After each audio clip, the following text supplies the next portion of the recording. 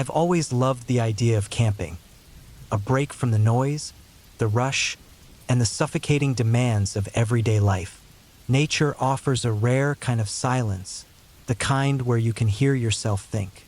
I'd been planning this solo camping trip for months, scouring forums for the perfect spot and settling on a remote location in a national forest. It was supposed to be an escape, a chance to reset my mind. I had no idea it would turn into the most terrifying experience of my life. I chose a site far from the usual campgrounds, deep into the woods where I knew I wouldn't run into other campers. Solitude was the goal.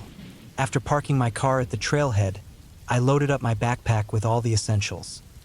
Tent, sleeping bag, enough food and water for a few days, a first aid kit, and a good knife just in case. The hike to my chosen spot took about 4 hours, weaving through dense forest and climbing rocky inclines. By the time I reached a small clearing surrounded by towering pine trees, my legs were burning, and my shirt clung to my back with sweat. The view was worth it. The trees framed a small stream that glistened in the afternoon sun, and I felt an overwhelming sense of peace. I set up camp quickly. The tent went up in the flattest part of the clearing, and I gathered stones to create a fire pit a safe distance away. By the time the sun dipped below the horizon, casting long shadows across the forest floor, I had a small fire crackling and a cup of instant noodles steaming in my hands. The silence of the woods wasn't unnerving yet. It felt calming, like a blanket wrapping me in quiet. I sat by the fire until the stars came out. The sky above me a vast, unbroken stretch of black dotted with pinpricks of light. It was beautiful. I turned in for the night, tired but content. The first night passed without incident. I woke to the soft light of dawn filtering through the tent walls and the distant sound of birds calling to one another. After a quick breakfast of granola bars and coffee from a portable press, I spent the day exploring the area. I followed the stream upstream, found a small waterfall, and even spotted a deer grazing in a sunlit patch of grass. The hours slipped by, and before I knew it, the sun was setting again. Back at camp, I lit another fire and cooked some dehydrated chili. It was another peaceful evening, or so I thought. The first sign that something was off came that night. I woke up suddenly, heart pounding, with no idea what had startled me. The tent was pitch black, the kind of dark where you can't even see your hand in front of your face. I lay still, straining to hear anything over the sound of my own breathing. At first, there was nothing, just the usual night sounds of the forest. But then I heard it, a faint rustling, like something moving through the underbrush. It was subtle, almost imperceptible, but it was there. My mind raced. Could have been an animal, a raccoon, maybe, or a deer. But something about the sound felt deliberate, like it was too slow, too calculated to be random. I told myself I was being paranoid, that the isolation was playing tricks on my mind. Still, I clutched my knife and lay awake for hours, ears straining for every sound, until exhaustion finally pulled me under. The next morning, I found nothing unusual around my campsite. No tracks, no disturbed vegetation, nothing to suggest that anything or anyone had been nearby. I convinced myself it had been a small animal and tried to shake off the lingering unease. I spent the day fishing at the stream, catching a few small trout that I cooked over the fire that evening. As the sun dipped below the horizon, though, the unease crept back in. The forest seemed different, quieter, like it was holding its breath. That night, the noises started again. This time, they were louder. I woke to the sound of twigs snapping, followed by heavy footsteps. Not the light, quick steps of a deer, but the deliberate, measured steps of something or someone. My heart hammered in my chest as I lay frozen, every muscle tense. The footsteps circled the tent, slow and methodical, crunching the dry leaves and twigs that littered the forest floor. I didn't dare move. I held my breath, praying that whoever or whatever it was would just leave. Eventually, The footsteps faded, swallowed by the forest. I lay awake until dawn, clutching my knife and flinching at every sound. When daylight finally came, I emerged from the tent cautiously, scanning the area for any signs of what had been out there. Again, I found nothing, no footprints, no broken branches, no signs that anyone had been near. It didn't make sense. My unease deepened, but I told myself I was overreacting. I'd come out here for solitude, and now I was jumping at shadows. By the third night, I was on edge. I decided to keep the fire burning all night, hoping it would deter whatever was out there. I sat by the flames, knife in hand, staring into the darkness beyond the firelight. Hours passed, and I started to think that maybe I'd imagined it all. Maybe the isolation really was getting to me. But then I heard it again, the snapping of twigs, the deliberate footsteps. This time, they didn't circle the tent. They stopped just beyond the firelight, where the darkness swallowed everything. I couldn't see anything, but I could feel it, the oppressive weight of being watched. I didn't sleep that night. When the sun finally rose, I made the decision to pack up and leave. The trip was supposed to last another 2 days, but my nerves were shot. I couldn't shake the feeling that I wasn't alone, that I was being followed. I packed up my gear as quickly as I could and started the hike back to the trailhead. The forest felt different now, menacing. Every sound made me jump. Every shadow felt like it was hiding something. About halfway back to the car, I noticed something that made my blood run cold. The trail, which I'd followed meticulously on the way in, seemed different. Markers I remembered passing were gone, and the path felt unfamiliar. I stopped, pulling out my map and compass, trying to make sense of it. Somehow, I was off course. Panic started to set in as I realized I might be lost. I tried to backtrack, but the more I walked, the more disoriented I became. The trees all looked the same, and the trail seemed to disappear beneath my feet. I stopped to catch my breath, forcing myself to stay calm. Panic wouldn't help me. I decided to follow the stream, reasoning that it would eventually lead me to a larger water source or a road. As I moved along the bank, I couldn't shake the feeling that I was being watched. I kept glancing over my shoulder, but I never saw anything. The footsteps were gone, but the silence of the forest felt suffocating. It wasn't until late afternoon that I stumbled upon something that froze me in my tracks. In a small clearing by the stream, I found the remnants of a campsite. It wasn't mine. The tent was collapsed, torn and weathered, and the fire pit was cold and overgrown. Scattered around the site were personal items: a backpack, a pair of hiking boots, a water bottle. It looked like it had been abandoned for months. The sight sent a chill down my spine. Who had camped here? Why had they left in such a hurry? And why hadn't they come back for their gear? I didn't linger. The sun was starting to set, and I didn't want to be caught out in the open after dark. I picked up my pace, following the stream as best I could. My legs ached, and my throat was dry, but I pushed on, driven by a growing sense of urgency. As night fell, I finally spotted something that made my heart leap, a faint glimmer of light through the trees. I stumbled toward it, emerging onto a dirt road where a ranger's truck was parked. The ranger looked up in surprise as I approached, disheveled and out of breath. I must have looked half-crazed as I blurted out my story, but he listened patiently and offered me a ride back to my car. As we drove, he mentioned something that sent a final shiver down my spine. "You're lucky I was out here," he said. "This part of the forest hasn't been patrolled much lately. A lot of folks avoid it. There've been stories, people hearing things, getting lost, finding abandoned campsites. Some of them don't come back." I didn't respond. I didn't want to think about what might have happened if I hadn't found the road, if the ranger hadn't been there. All I knew was that I'd never camp alone again.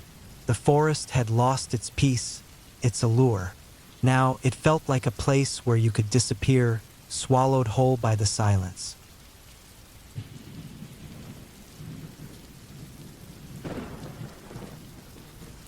It was the middle of October when I decided to head out for a solo camping trip. The leaves had turned to fiery shades of orange and red, and the crisp autumn air made everything feel alive. I'd been stressed at work for months, and I thought a weekend away in the woods would do me good. I packed my gear meticulously. Tent, sleeping bag, enough food for 3 days, a good knife, and my trusted map and compass. I'd picked a relatively remote spot in a national forest, a place where I knew I wouldn't run into many other people. I parked my car at the trailhead on Friday afternoon. The sun was already starting to sink lower in the sky, casting long shadows through the trees. I shouldered my backpack, locked up the car, and began my hike.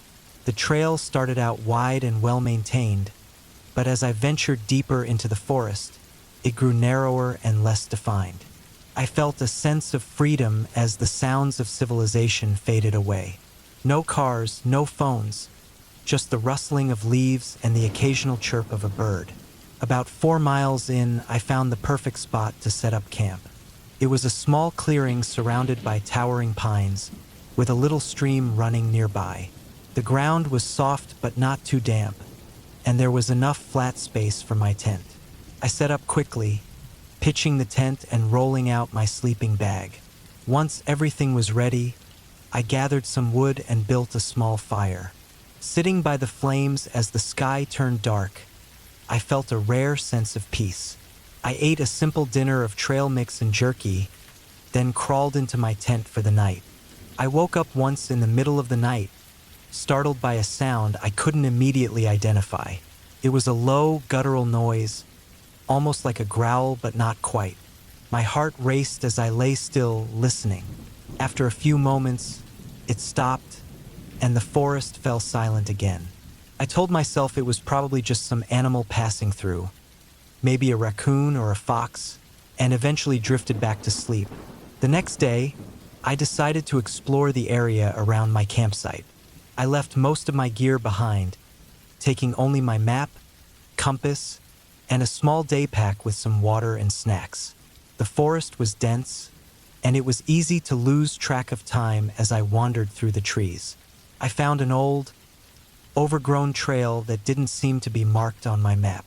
Curiosity got the better of me, and I followed it. After about an hour, the trail led me to a strange clearing. In the center stood what looked like the remnants of an old cabin. The wood was rotting, and the structure was barely standing. Vines and moss had taken over, and it was clear that no one had been here in a very long time. Still, there was something unsettling about it. The air felt heavier, and the usual sounds of the forest seemed muted. I didn't linger long. As I made my way back to camp, I couldn't shake the feeling that I was being watched. I'd stop every now and then, listening intently, but all I heard were the usual rustlings of the forest. Still, the unease stayed with me, and I was relieved when I finally spotted my tent through the trees. I spent the rest of the day close to camp, collecting firewood and reading a book I'd brought along. By nightfall, I had almost convinced myself that my nerves were just playing tricks on me. That night, I woke up again. This time, it wasn't a sound that had disturbed me, but a feeling. It's hard to describe, but it was as if the air inside the tent had changed. I lay there in the dark, my ears straining for any noise. Then I heard it, the unmistakable crunch of footsteps on dry leaves. My stomach dropped. Someone, or something, was outside my tent. I reached for my knife, my hand trembling. The footsteps were slow and deliberate, circling the tent. I could hear my own heartbeat pounding in my ears. I debated whether to call out or stay silent, but fear kept me frozen. After what felt like an eternity, the footsteps stopped. I waited, knife in hand, for the rest of the night. I didn't sleep a wink. When dawn finally broke, I unzipped the tent cautiously and peered outside. There was no one there, but I noticed something that sent a chill down my spine. Around my campsite, in the soft dirt, were footprints. They were human, barefoot, and much larger than my own.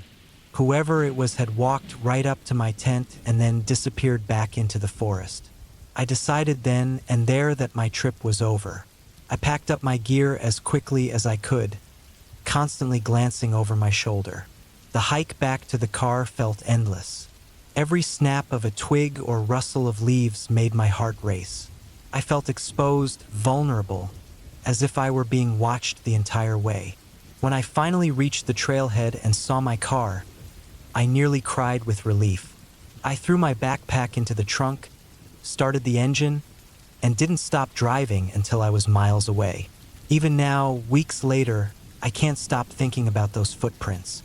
Who or what had been out there with me, and why had they come so close to my tent without making their presence known? I haven't been camping since.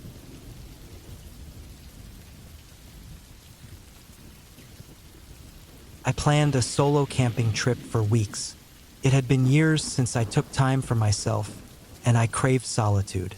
The idea of being surrounded by nothing but trees, the sound of leaves rustling, and the occasional chirp of a bird seemed like the perfect way to disconnect from the daily grind. I chose a spot deep in a forest that was supposed to be serene and remote. It wasn't a marked campsite, but a location I found online where seasoned hikers had shared their experiences. It seemed perfect. I left my car in a small gravel parking lot at the trailhead. The air was crisp, and the sky was clear, promising good weather for the next couple of days. I hoisted my backpack, heavy with supplies, and set off down the trail. The forest swallowed me quickly. The towering trees cast long shadows, and the path narrowed with every step. It felt like entering a different world, one where time slowed and the concerns of the modern world faded. The hike to my chosen spot was about 6 miles. The trail was uneven, with roots snaking across the ground and occasional steep inclines. As I walked, I couldn't help but notice how quiet it was. Aside from the crunch of my boots on the dirt and the occasional rustle of leaves, it was eerily still. It felt peaceful at first, but as the hours passed, the silence started to feel heavy. I brushed it off, reminding myself that this was what I came for: solitude. I reached my destination in the late afternoon. It was a small clearing surrounded by tall pines. A shallow creek ran nearby, its gentle gurgle the only sound breaking the silence. I set down my pack and began to set up camp. My tent was a compact one-person setup, easy to assemble. I pitched it on a flat patch of ground, not too close to the creek but near enough for convenience. After unpacking my sleeping bag and securing my food in a bear canister, I gathered some firewood. As the sun dipped lower, the temperature dropped. I lit a small fire and cooked a simple meal. Sitting by the fire, I felt a sense of accomplishment. The glow of the flames cast dancing shadows on the trees, and the stars began to peek through the darkening sky. This was exactly what I had envisioned: peaceful, quiet, and far from everything. I stayed up for a while, watching the fire die down until it was just embers. Then, I crawled into my tent and zipped myself into my sleeping bag. The sounds of the creek lulled me to sleep. I woke up in the middle of the night. At first, I wasn't sure what had disturbed me. I lay still, listening. The forest was dark and silent, except for the occasional hoot of an owl. I convinced myself it was nothing, probably just the unfamiliar environment. Eventually, I drifted back to sleep. The next day, I explored the area around my campsite. I followed the creek upstream, marveling at how untouched everything looked. Fallen trees, moss-covered rocks, and patches of wildflowers made the landscape look like something out of a nature documentary. I found a spot where the creek widened into a small pool and stopped to rest. The water was icy cold and clear enough to see the smooth pebbles at the bottom. I spent a good part of the day there, enjoying the simplicity of it all. When I returned to my campsite, I noticed something odd. The fire pit I had made the previous night looked disturbed.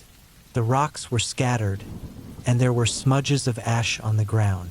I frowned, trying to remember if I had left it that way, but I was certain I hadn't. It didn't look like an animal had done it. It seemed too deliberate. I shook off the unease that crept into my mind and rebuilt the fire pit, convincing myself it wasn't worth worrying about. That night, I couldn't shake the feeling of being watched. The stillness of the forest, which had felt peaceful before, now felt oppressive. I tried to focus on the comforting crackle of the fire and the warmth it provided, but my eyes kept darting to the shadows beyond the glow of the flames. Every rustle of leaves made my heart jump. I told myself it was just my imagination, the product of being alone in an unfamiliar place. Eventually, I forced myself into the tent and tried to sleep. I woke again in the middle of the night, this time to a sound. It was faint but distinct, the crunch of footsteps on the forest floor. My heart pounded as I strained to listen. The sound stopped, and the silence that followed was deafening. I lay there, paralyzed, for what felt like hours. I didn't dare move or make a sound. Eventually, exhaustion overtook me, and I fell asleep out of sheer fatigue. In the morning, I found more signs that something or someone had been near my campsite. A few small branches near the edge of the clearing had been snapped, and there were faint impressions in the dirt. Too vague to tell if they were footprints, but enough to unsettle me. My rational mind tried to come up with explanations. Maybe it was just a curious animal. Maybe I was overreacting. But a part of me couldn't shake the feeling that I wasn't alone. I decided to cut my trip short. As much as I wanted to push through and enjoy the solitude, the unease had grown too strong to ignore. I packed up my gear and started the hike back to the trailhead. The forest, which had seemed so inviting on the way in, now felt menacing. Every shadow looked like it could be hiding something, and every sound made me jump. About halfway back, I came across something that made my blood run cold. A tree near the trail had a deep gash in its trunk, as if someone had taken a knife to it. The cut was fresh, the bark still oozing sap. Below it, on the ground, was a small pile of rocks stacked in a deliberate pyramid. It didn't feel like an accident. My heart raced as I scanned the area, but I saw no one. I quickened my pace, my mind racing with questions and fears. The final stretch of the hike felt endless. By the time I reached the parking lot, I was drenched in sweat despite the cool air. My car was the only vehicle there, just as I had left it. I threw my gear into the back seat and locked the doors as soon as I got inside. The relief of being behind the wheel was immense, but the lingering sense of unease stayed with me. As I drove away, I couldn't shake the feeling that I had been watched the entire time I was in the forest. I don't know if it was just my imagination playing tricks on me or if someone had actually been out there. I've gone on many camping trips since then, but I've never returned to that spot. And I always choose well-populated campgrounds now. The solitude I had craved so much no longer feels worth the risk.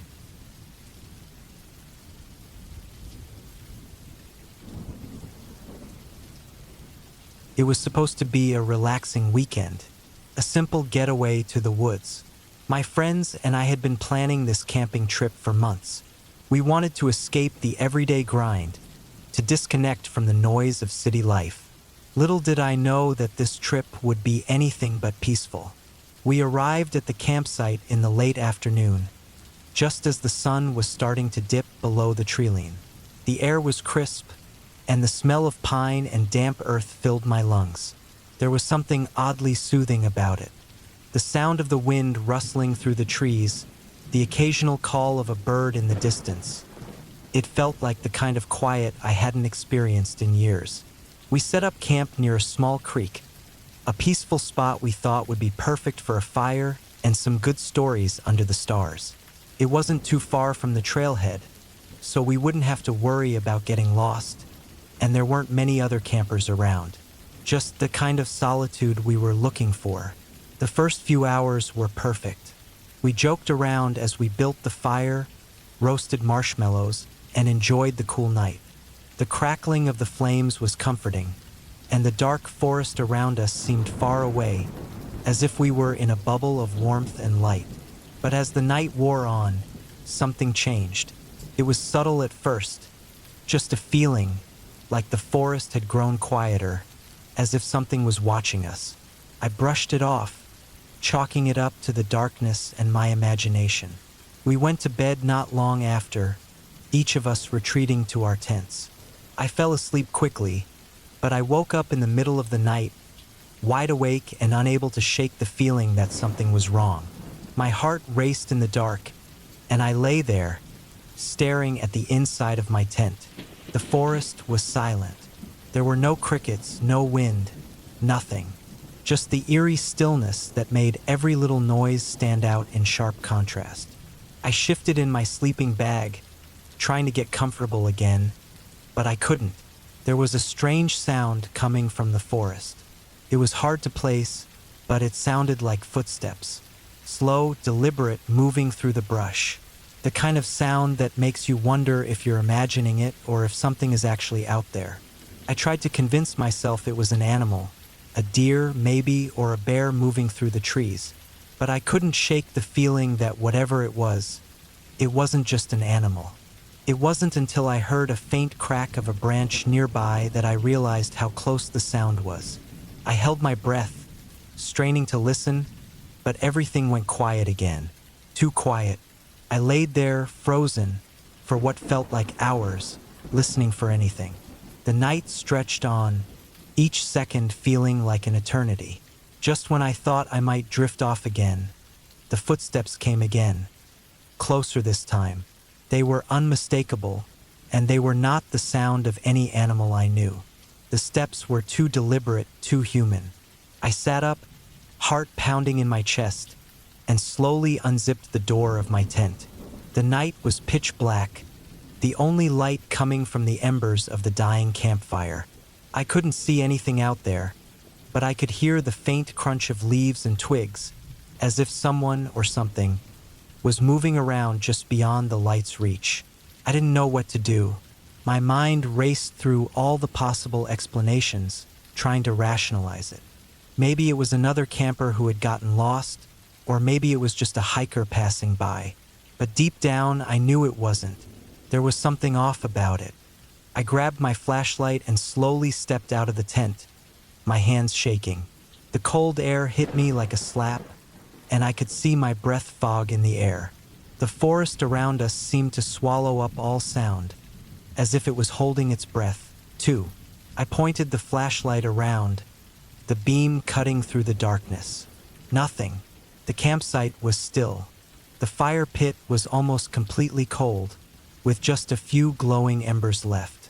My friends were still asleep in their tents, unaware of the creeping dread that had settled in my chest. I paced back and forth, shining the light into the trees, scanning for any movement. But there was nothing, just the occasional rustle of leaves in the wind and the distant sound of the creek flowing. I was starting to convince myself that it was all in my head when I heard it again. Closer this time, the unmistakable sound of someone walking just behind the tree line. I froze, the flashlight trembling in my hand. My heart was pounding so hard, I thought it might burst. I could feel the blood rushing in my ears, drowning out all other sounds. I slowly backed toward the campfire, my eyes scanning the darkness, looking for any sign of movement. The sound stopped, and for a moment, everything was still again. My breath was shallow, my mind racing with fear and confusion. Then I saw something. Just beyond the trees, barely visible in the shadows, there was a figure. It was tall, and it was moving slowly, almost as if it was aware I was watching. The figure paused, and I could see it for just a second before it vanished back into the darkness. I blinked, unsure of what I had just seen. My mind tried to rationalize it. Maybe it was just a trick of the light, or maybe it was an animal standing on two legs. But deep down, I knew it wasn't. I rushed back to my tent, my pulse racing. I had to wake my friends. I couldn't do this alone. But as I reached the tent, I stopped. A cold chill ran through me as I realized something. The footsteps had stopped.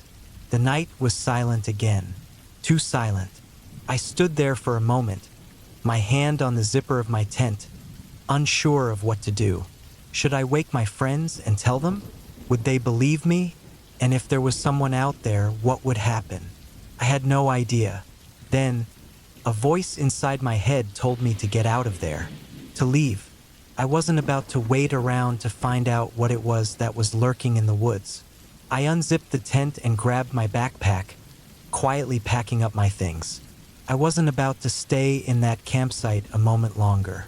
The night felt suffocating, and I couldn't shake the feeling that something was waiting for me just outside the light of the fire. I quietly woke my friends, telling them we had to leave immediately. They were groggy and confused, but I wasn't waiting for any more questions. I quickly packed up the rest of our gear and started toward the trailhead. My heart raced, and I could feel the weight of the silence pressing down on me. We made our way back down the trail, the sounds of the forest now seeming to close in around us. Every rustle, every snap of a twig had me jumping. I didn't stop to look back. We just kept walking, faster and faster, until we finally reached the car. Once inside, I locked the doors and started the engine, feeling a wave of relief wash over me as we pulled away from the campsite.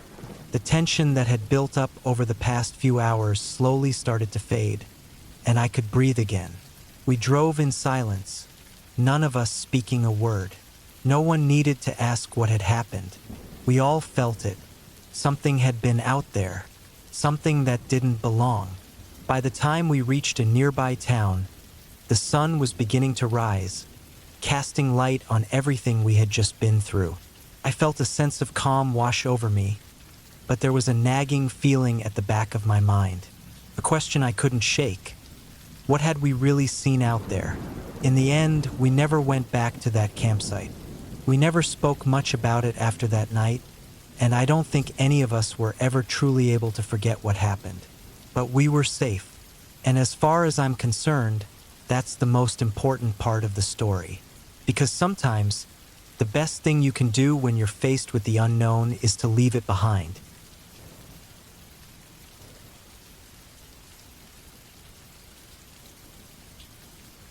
Camping alone had always been my way of escaping the monotony of life. No emails, no phone calls, just me and the wilderness.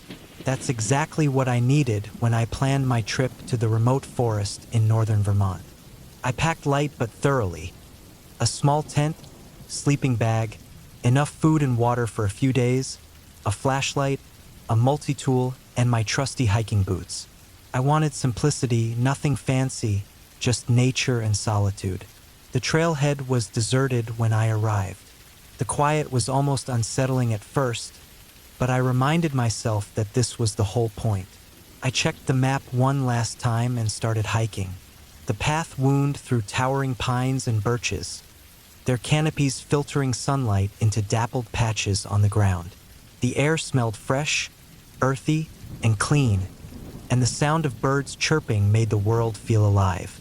About 3 hours in, I reached a clearing where I decided to set up camp.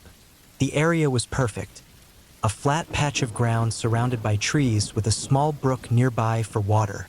I pitched my tent, gathered some firewood, and set up a small campfire. As the sun began to set, the forest grew quieter, save for the occasional rustling of leaves in the breeze. That first night was uneventful. I sat by the fire, eating a simple meal of canned soup and crackers, and gazed at the stars. The darkness here was so complete it felt like I was wrapped in it. Around midnight, I crawled into my tent and fell asleep to the sounds of the brook gurgling nearby and the distant hoot of an owl. The next morning, I decided to explore the area around my camp.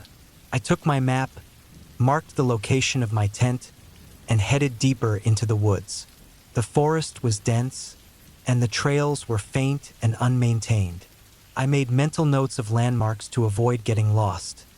A fallen tree with moss covering one side, a cluster of boulders that looked like giant marbles, and a tree with a large scar from a lightning strike.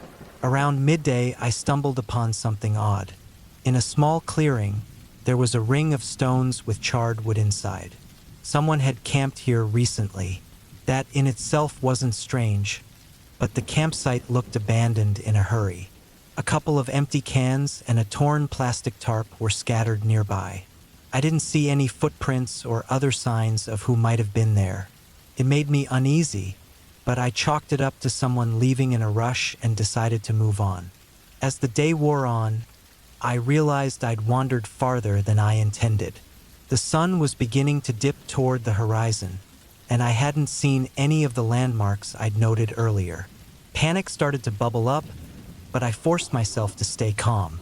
I had my map and compass, and I knew the general direction to head back. It took longer than expected, and by the time I made it back to my camp, it was almost dark. Relief washed over me when I saw the familiar shape of my tent. I started a fire and cooked some dinner, trying to shake off the unsettling feeling that had clung to me all afternoon. That night, I was woken by a sound. It was faint at first, like distant footsteps, but it grew louder. Something was moving outside my tent. My heart pounded as I grabbed my flashlight. I unzipped the tent just enough to peek out. The forest was pitch black except for the faint glow of my dying fire. I didn't see anything, but the sounds continued, slow, deliberate steps, circling my campsite. I stayed still, listening intently. Whatever it was, it didn't sound like an animal. Animals don't move like that, so steady and intentional. After what felt like hours but was likely just minutes, the footsteps faded into the distance. I lay awake the rest of the night, clutching my flashlight and multi-tool, jumping at every sound the forest made. The next morning, I found no evidence of anyone or anything near my camp. The ground was undisturbed, and there were no footprints or broken branches. I told myself it must have been an animal, though I didn't fully believe it. Still, I resolved to stay one more night before heading back to the trailhead the following morning. That day, I stuck close to camp, unwilling to risk getting lost again. I gathered more firewood, made a small meal, and tried to relax.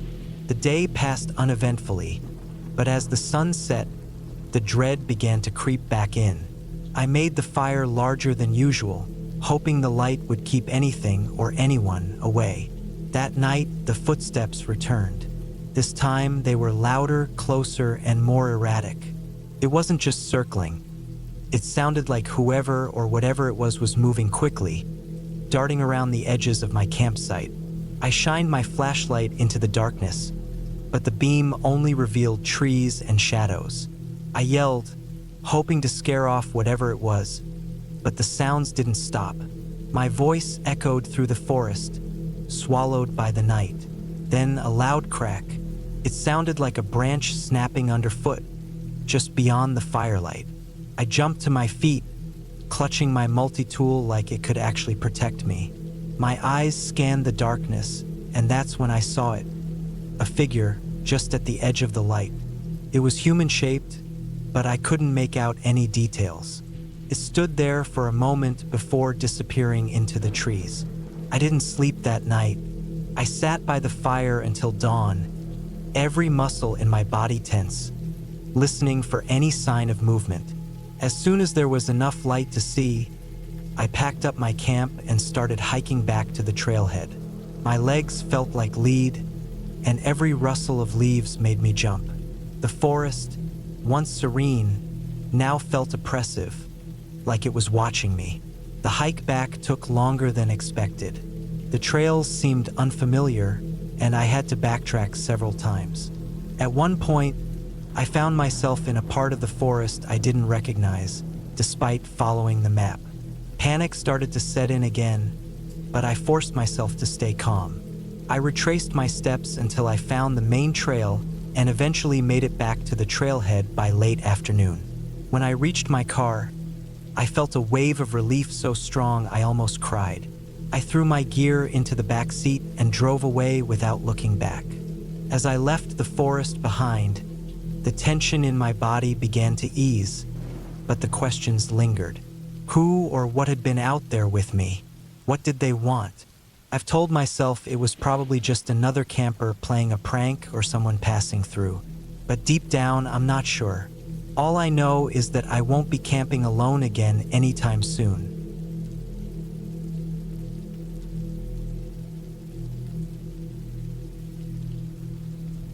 Camping in the wilderness was always something I enjoyed.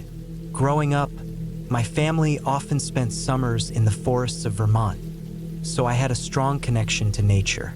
As an adult, those trips became less frequent, but I still tried to carve out time each year to go camping alone. There's something about the solitude of being surrounded by trees, miles from anyone, that clears the mind. That's why, last October, I decided to spend a weekend in a remote national forest in Washington state. The drive to the trailhead took hours, winding through mountain roads and passing small, forgotten towns. I arrived late in the afternoon, parked my car, and hoisted my gear onto my back. The forest was dense, the kind of place where even during the day, sunlight struggled to break through the canopy. I had a map and a compass along with my GPS, though I'd learned not to rely too heavily on technology. Batteries die and signals can fail. My plan was to hike about 8 miles to a secluded spot near a stream where I'd set up camp. The hike started off uneventfully. The forest was alive with the sound of birds and the occasional rustle of leaves as squirrels darted about. I followed a well-marked trail for the first couple of miles before branching off onto a less trodden path.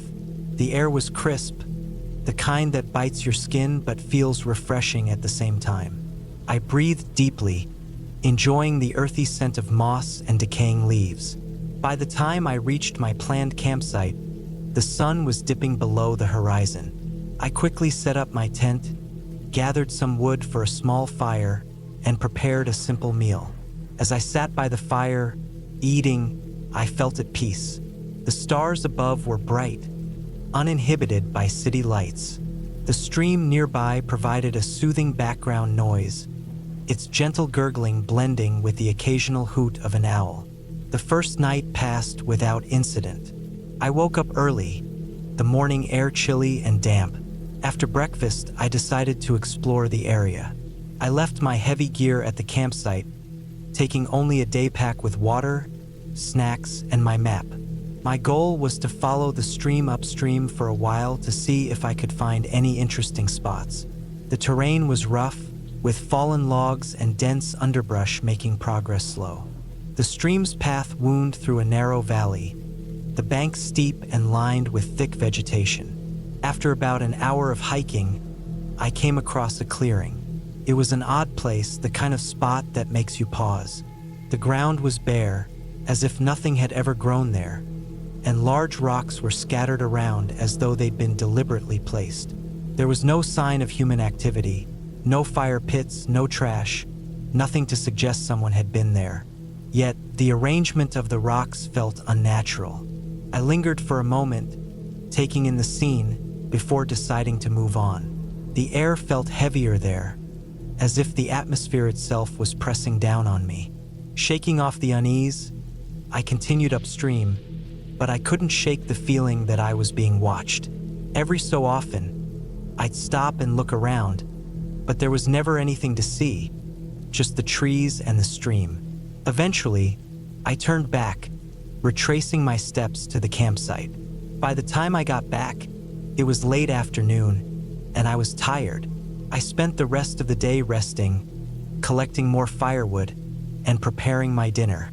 That night, as I lay in my tent, the forest felt different. The usual sounds of wildlife were absent. No crickets, no owls, nothing. The silence was oppressive, broken only by the occasional crack of a branch in the distance. I told myself it was just a deer or some other animal, but my nerves were on edge.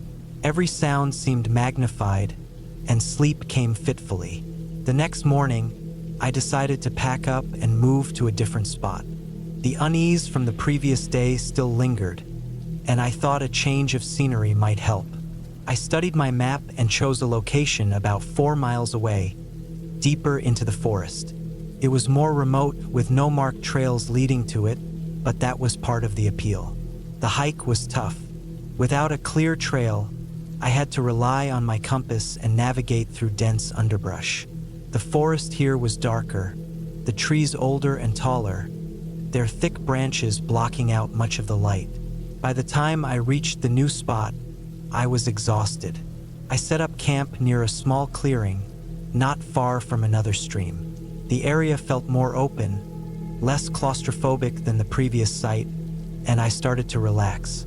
That evening, I built a fire and sat quietly, listening to the forest. The usual sounds had returned, and I felt a sense of normalcy creeping back. But as the night deepened, the strange sensations returned. It was subtle at first, a faint rustling that seemed to come from all around me. Then, there was a loud snap, like a tree branch breaking, much closer than I was comfortable with. I shone my flashlight into the darkness but saw nothing. The beam of light seemed to make the forest even darker beyond its reach. I stayed by the fire for hours, too tense to retreat to the tent. The firelight provided some comfort, a small barrier against the unknown. Around midnight, the noises stopped. The silence that followed was even more unsettling. Eventually, exhaustion overtook my fear, and I crawled into my tent, clutching my knife for reassurance. I barely slept. When morning came, I decided to cut my trip short. 2 restless nights and the constant feeling of being watched had worn me down. I packed up quickly, eager to get back to the trailhead. The hike back was grueling. My pack felt heavier, and the forest seemed more oppressive than ever. Every snap of a twig or rustle of leaves had my heart racing. I felt like I was being followed, though every time I turned around, there was nothing there. About halfway back, I came across something that stopped me in my tracks. On the ground, in the middle of the trail, was a pile of rocks, similar to the ones I'd seen in the clearing. They were arranged in a deliberate pattern, almost like a marker. I hadn't seen them on my way in, and the thought that someone or something had placed them there during my trip was deeply unsettling. I took a wide berth around the rocks and quickened my pace. The last few miles felt like a race. I was moving as fast as I could without breaking into a run, my eyes constantly scanning the forest around me. When I finally reached the trailhead and saw my car, relief washed over me. I threw my pack into the back seat and got in, locking the doors before starting the engine. As I drove away, I couldn't shake the feeling that I'd narrowly avoided something I couldn't explain but instinctively knew was dangerous. Looking back, I'm still not sure what happened out there. There were no clear signs of another person, no evidence of wildlife behaving unusually, nothing concrete to point to. But the feeling of being watched, the silence, and the strange rock formations were enough to make me question going camping alone again. The forest is beautiful, but it's also vast and mysterious, and sometimes it's better to leave certain places undisturbed.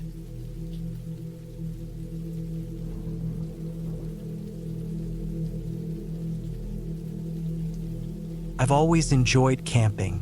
The peace and quiet of the wilderness is something you can't find anywhere else. This particular trip, though, changed the way I think about being alone in the woods. I'd planned a solo camping trip in a remote part of the national forest. It was a 3-hour drive from the nearest town, and from there, I had to hike another 6 miles to reach the spot I'd chosen. It was mid-October, so the air had a crisp edge to it, but the trees still clung to their fiery autumn leaves. The trail was well marked, but there wasn't a single other person in sight. That's exactly how I liked it. My pack was heavy with all the essentials: a tent, sleeping bag, enough food for 3 days, a small cooking kit, and some basic tools. I also carried a GPS device, a map, and a compass, even though I'd hiked this area before and knew it well. I'm not one to take chances, especially when I'm alone. The hike in was uneventful. The only sounds were the crunch of leaves under my boots and the occasional rustle of wildlife in the underbrush. I reached my campsite by mid-afternoon, a flat clearing near a small creek. It was perfect, I set up my tent, gathered some firewood, and got everything organized. By the time I'd finished, the sun was dipping low, casting long shadows through the trees. As night fell, I lit a fire and cooked a simple meal. The quiet was absolute, broken only by the crackling of the flames and the distant hoot of an owl. I felt completely at ease, enjoying the solitude and the sense of being disconnected from the world. I stayed up for a while, staring at the stars, before finally crawling into my tent and zipping myself into my sleeping bag. The night was cold, but I was warm and comfortable. Sometime in the middle of the night, I woke up. At first, I wasn't sure what had disturbed me. The forest was silent, too silent. That's when I noticed a faint, rhythmic sound. It was distant but unmistakable. A dull thud, like something heavy hitting the ground repeatedly. It was coming from the direction of the creek. I lay still, straining to hear more. The sound continued, steady and deliberate. My first thought was that it might be an animal, maybe a deer or a bear, but something about the rhythm didn't seem natural. I told myself it was nothing to worry about and eventually drifted back to sleep. The next morning, the sound was gone, and everything seemed normal. I spent the day exploring the area, taking in the beauty of the forest. I found a few interesting tracks near the creek, but nothing out of the ordinary. By the time I returned to camp, I'd almost forgotten about the noise from the night before. That evening, after another meal cooked over the fire, I settled in for another quiet night. I just started to doze off when I heard it again. The same dull, rhythmic thudding. This time, it seemed closer. My heart began to race as I lay there, listening. It was coming from the direction of the creek, but it sounded like it was moving toward my camp. I grabbed my flashlight and unzipped the tent as quietly as I could. The fire had burned down to glowing embers, casting just enough light to see the immediate area. I scanned the woods with the beam of my flashlight but saw nothing. The sound had stopped. I stood there for a long moment, every nerve on edge, before deciding to stoke the fire and sit by it for a while. The rest of the night passed without incident, but I couldn't shake the feeling that something was off. I told myself it was probably just my imagination or some harmless animal behavior. Still, I decided to cut my trip short and head back to the trailhead the next day. The hike out started uneventfully. The morning was cold and clear, and the forest seemed to be back to its normal, peaceful self. But as I got closer to the trailhead, I started noticing strange things. The first was a set of footprints on the trail that hadn't been there before. They were large and unmistakably human, but they didn't look like they belonged to a hiker. The toes were bare, and the strides were uneven, as if the person had been limping or dragging one foot.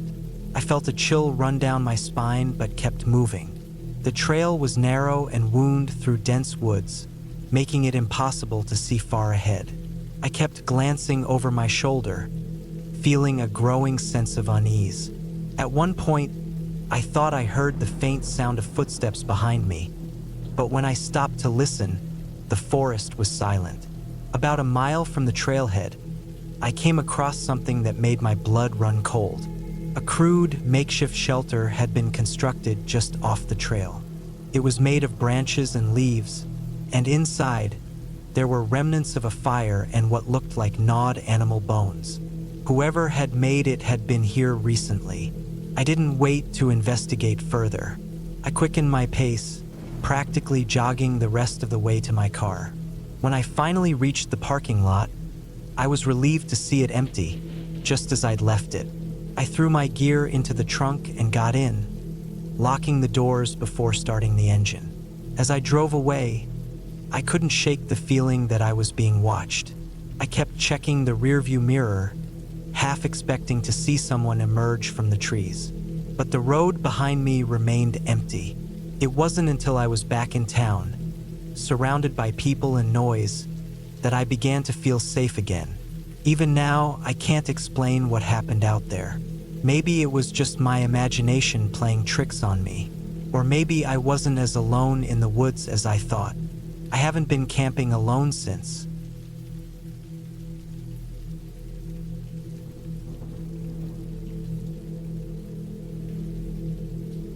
Camping had always been my way of disconnecting from the chaos of life.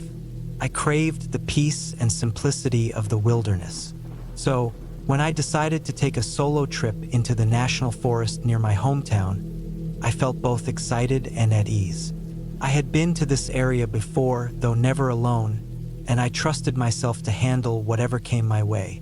I packed everything I thought I'd need: a sturdy tent, sleeping bag, plenty of food, water, a first aid kit, and my trusted multi-tool. I made sure to include a detailed map of the area, even though I had a decent sense of direction.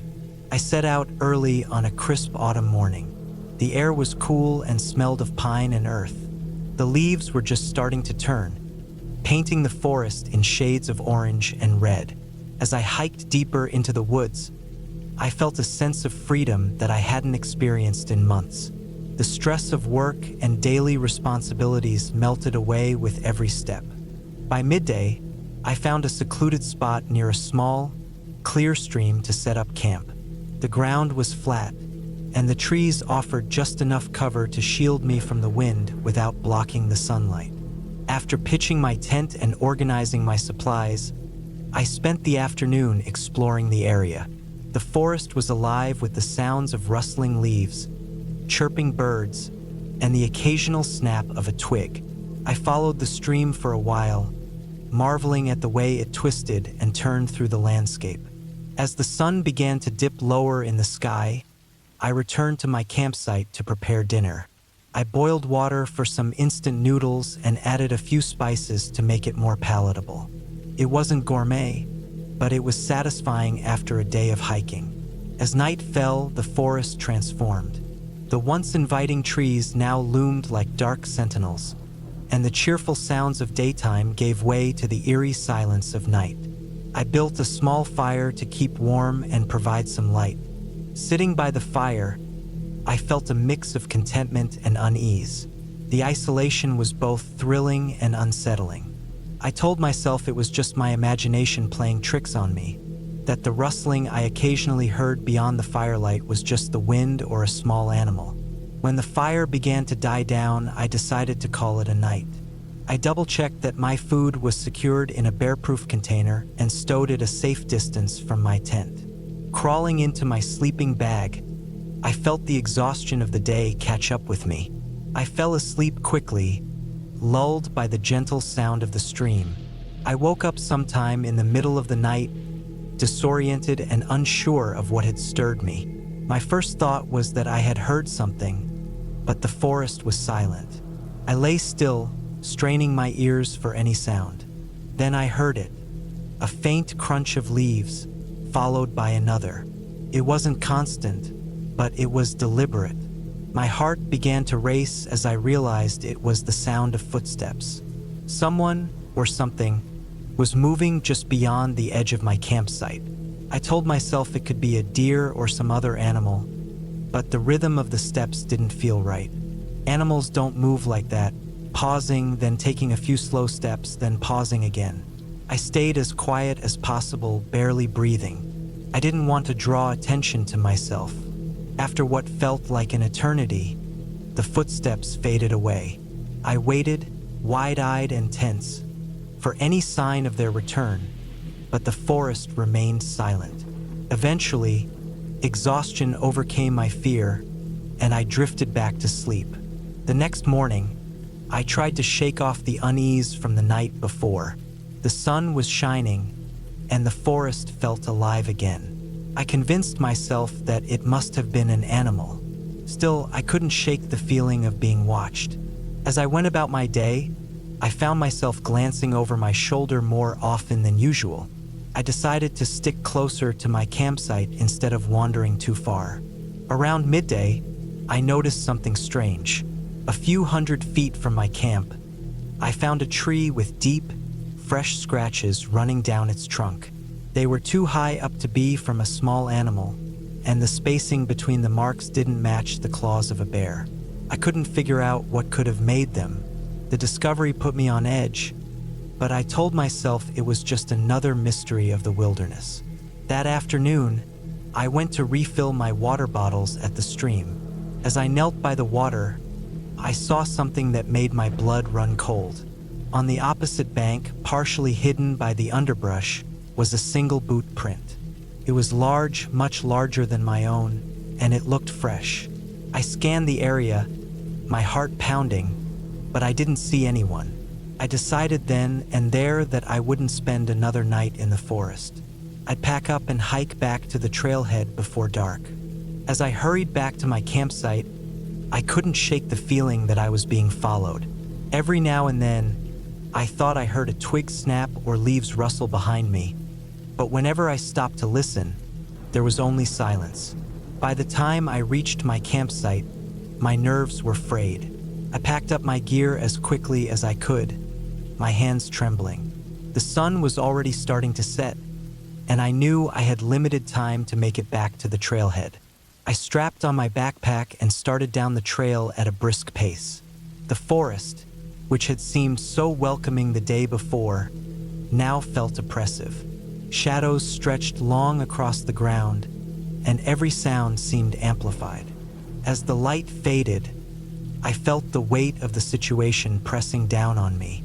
I was alone, miles from civilization, with no cell service and no guarantee that I'd reach safety before nightfall. About an hour into my hike, I saw something that made my stomach drop. Up ahead, in the middle of the trail, was a small pile of rocks stacked neatly on top of each other. It hadn't been there the day before. Someone had placed it there, and recently, my instinct screamed at me to turn around, but I knew I couldn't. The trailhead was closer than my campsite, and I needed to keep moving forward.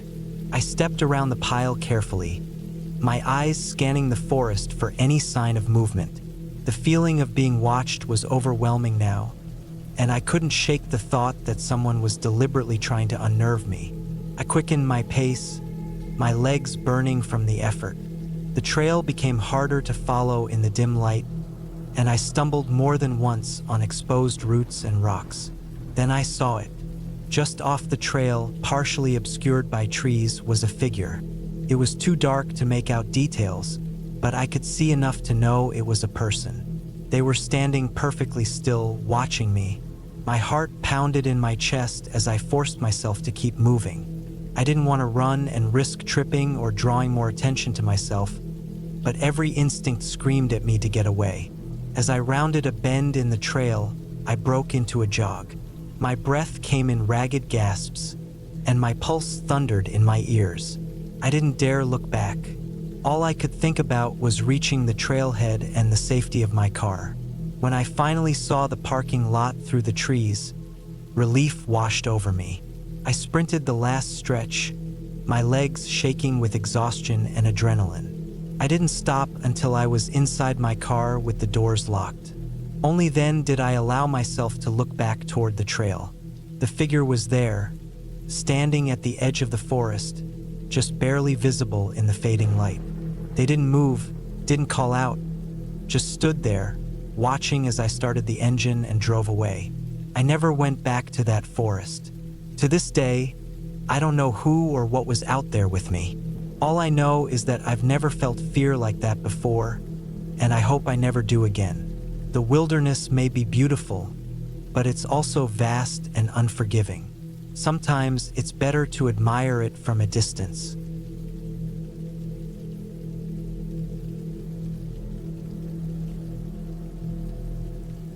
It was supposed to be a simple getaway.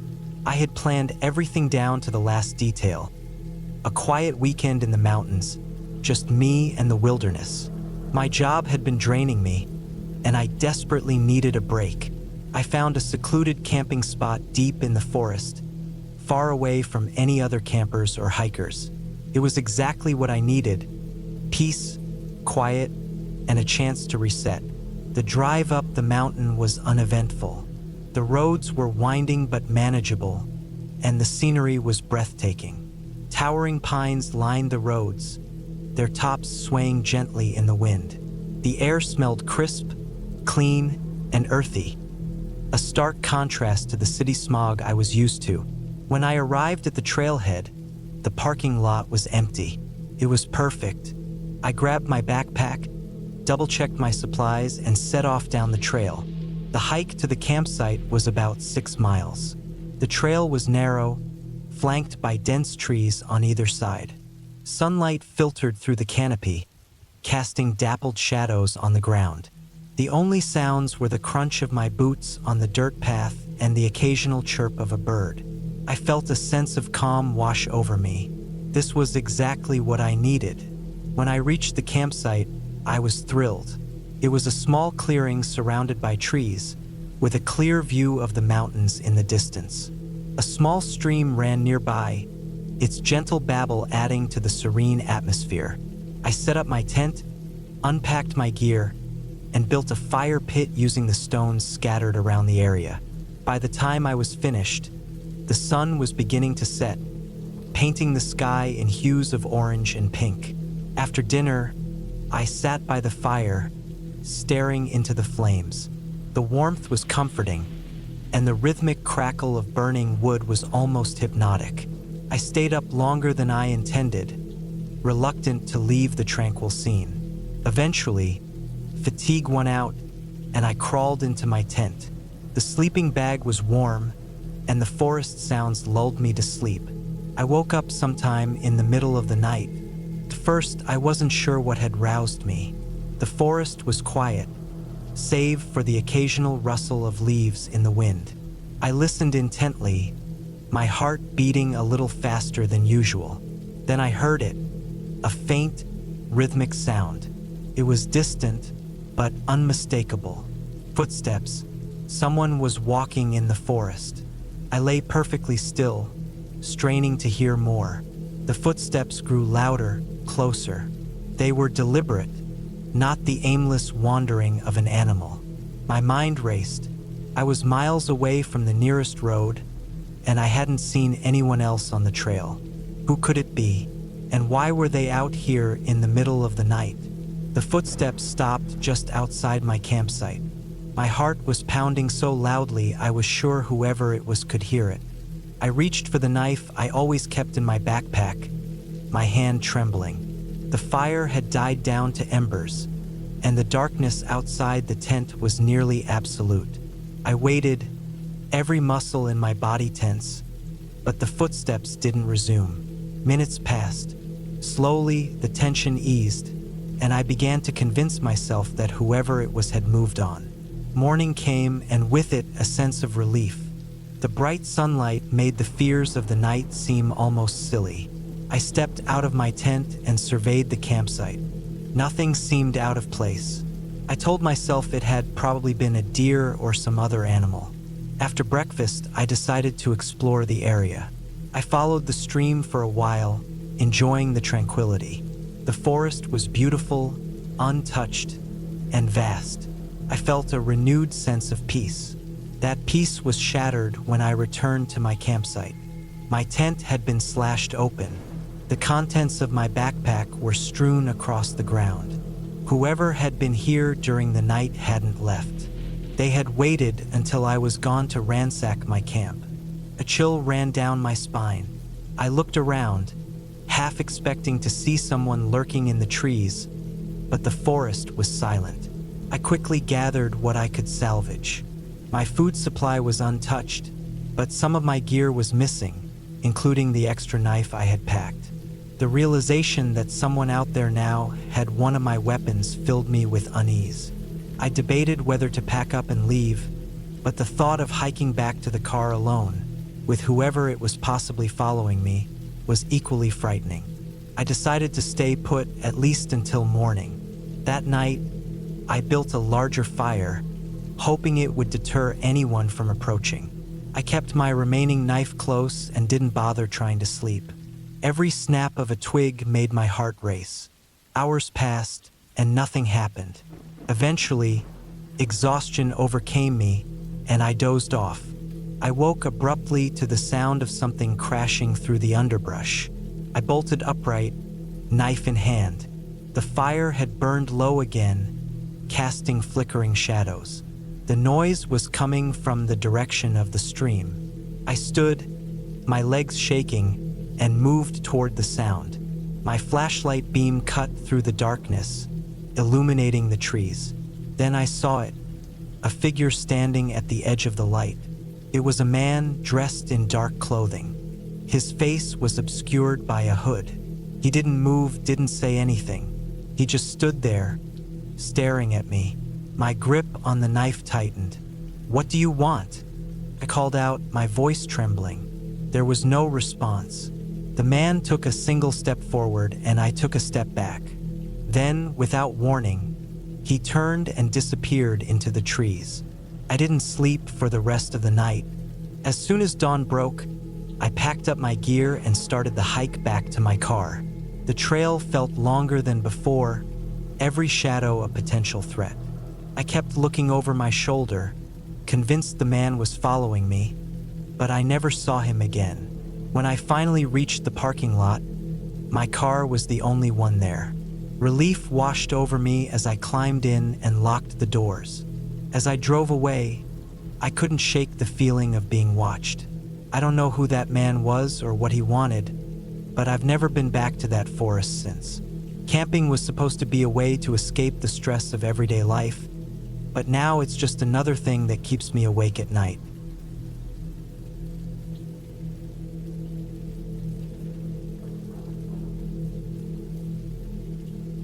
I've always enjoyed camping, the simplicity of it, the way the forest pulls you away from the noise of everyday life.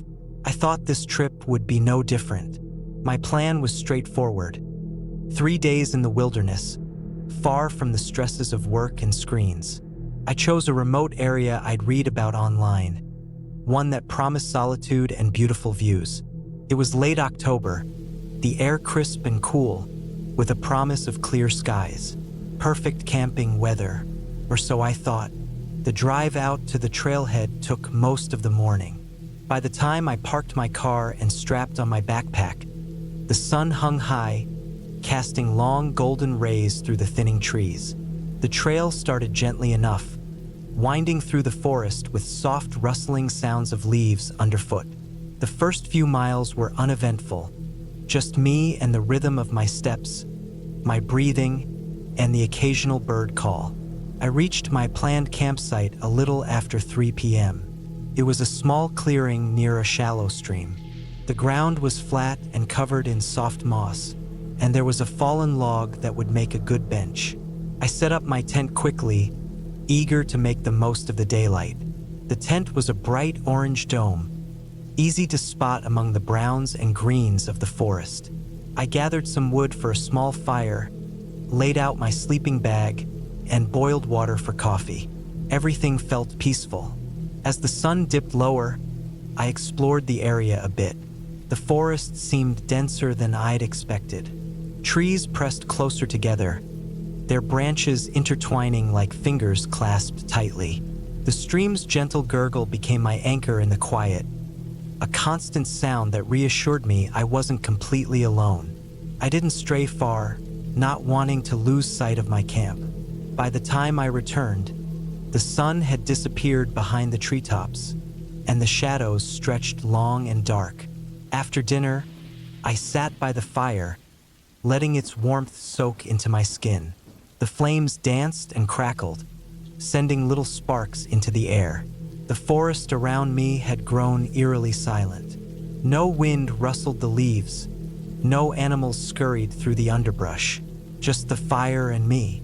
I brushed off the unease, chalking it up to my overactive imagination. Nights in the woods were always like this, quiet, vast, and just a little intimidating. When I finally crawled into my tent, I felt tired but content. The fire had died down to embers, and the cold was creeping in. I zipped up my sleeping bag and tried to relax. The forest outside seemed even quieter now, a silence so deep it felt oppressive. I'd almost drifted off when I heard it, a faint rustling sound, like dry leaves being disturbed. First, I thought it was just an animal, maybe a raccoon or a deer, but the sound didn't move away. It stayed in the same spot just outside my camp. My pulse quickened. I strained to hear more, my ears searching for any clue.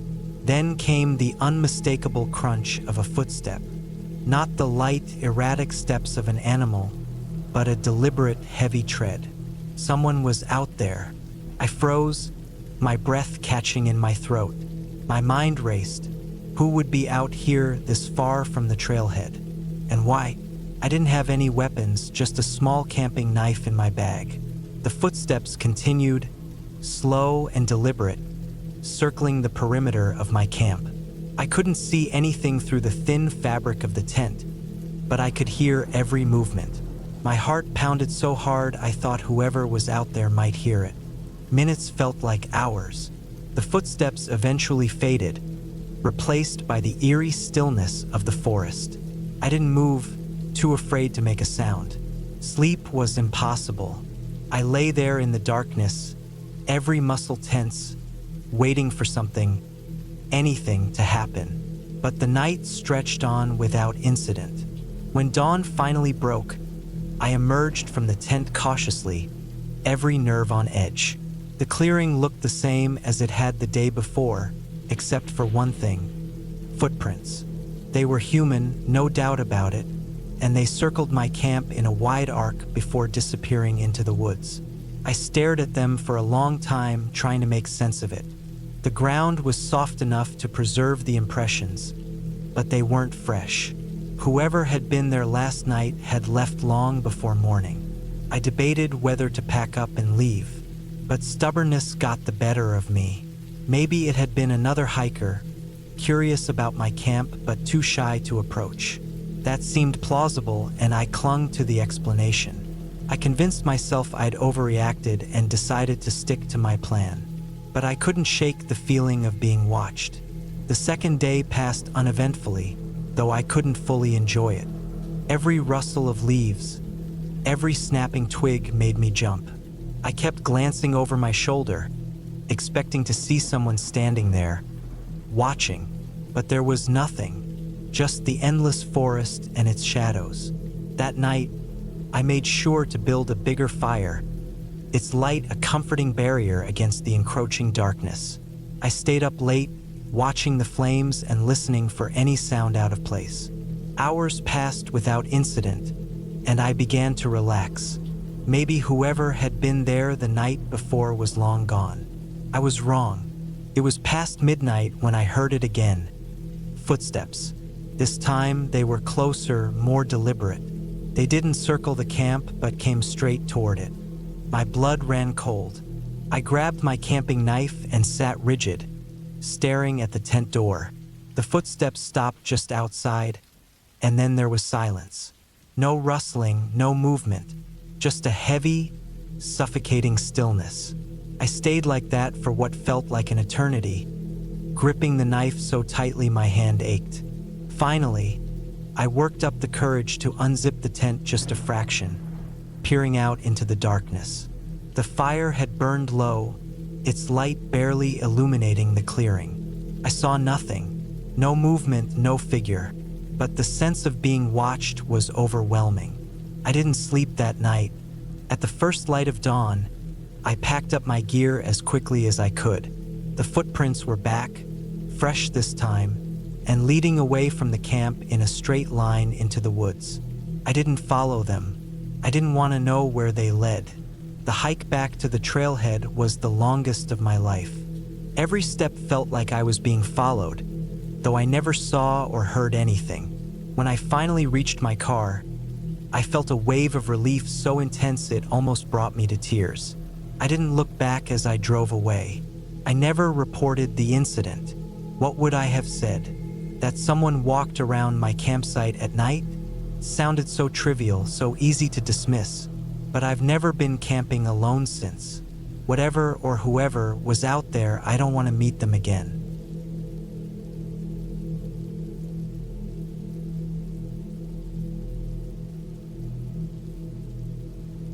It started as a simple idea, a solo camping trip to clear my head. Work had been a grind, and my apartment in the city felt suffocating. I craved space, quiet, and a chance to breathe. I picked a remote spot in a national forest that wasn't too far from home but far enough to feel like an escape. I'd done my research, read up on the trails, and packed everything I thought I'd need. My gear was basic but reliable: a sturdy tent, a sleeping bag rated for cold weather, plenty of food and water, and a small first aid kit. I even packed a little emergency beacon, just in case. The drive out there was uneventful. The farther I got from the city, the lighter I felt. The dense trees lining the winding roads seemed to whisper promises of peace. I parked my car at a trailhead, shouldered my backpack, and started the hike. The trail was narrow but well marked, snaking through tall pines and rocky outcroppings. The air smelled of earth and pine needles, a sharp contrast to the exhaust and concrete I was used to.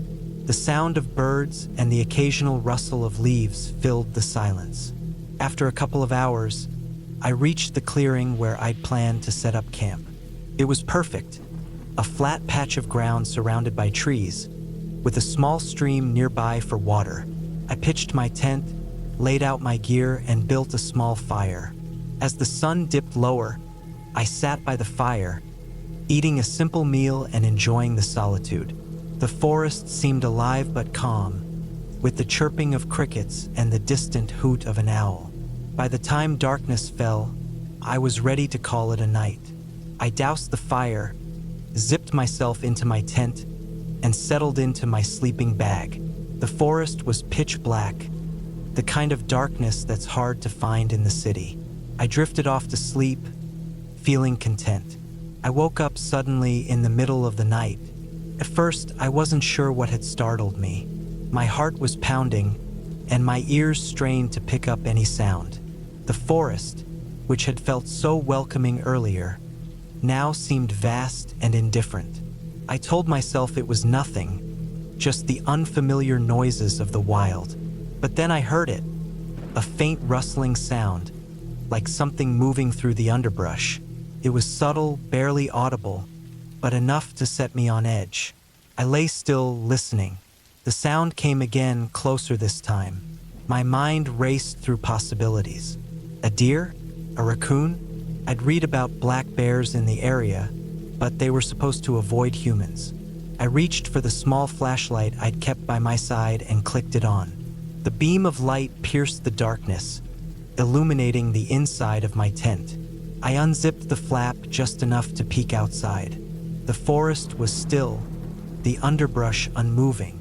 I told myself it was just my imagination and forced myself to lie back down. The rest of the night passed uneventfully, but I couldn't shake the uneasy feeling. When dawn broke, I emerged from my tent and checked the area. There were no tracks, no signs of anything unusual. I chalked it up to nerves and decided to stay another night. After all, I'd come here to relax, not scare myself into leaving.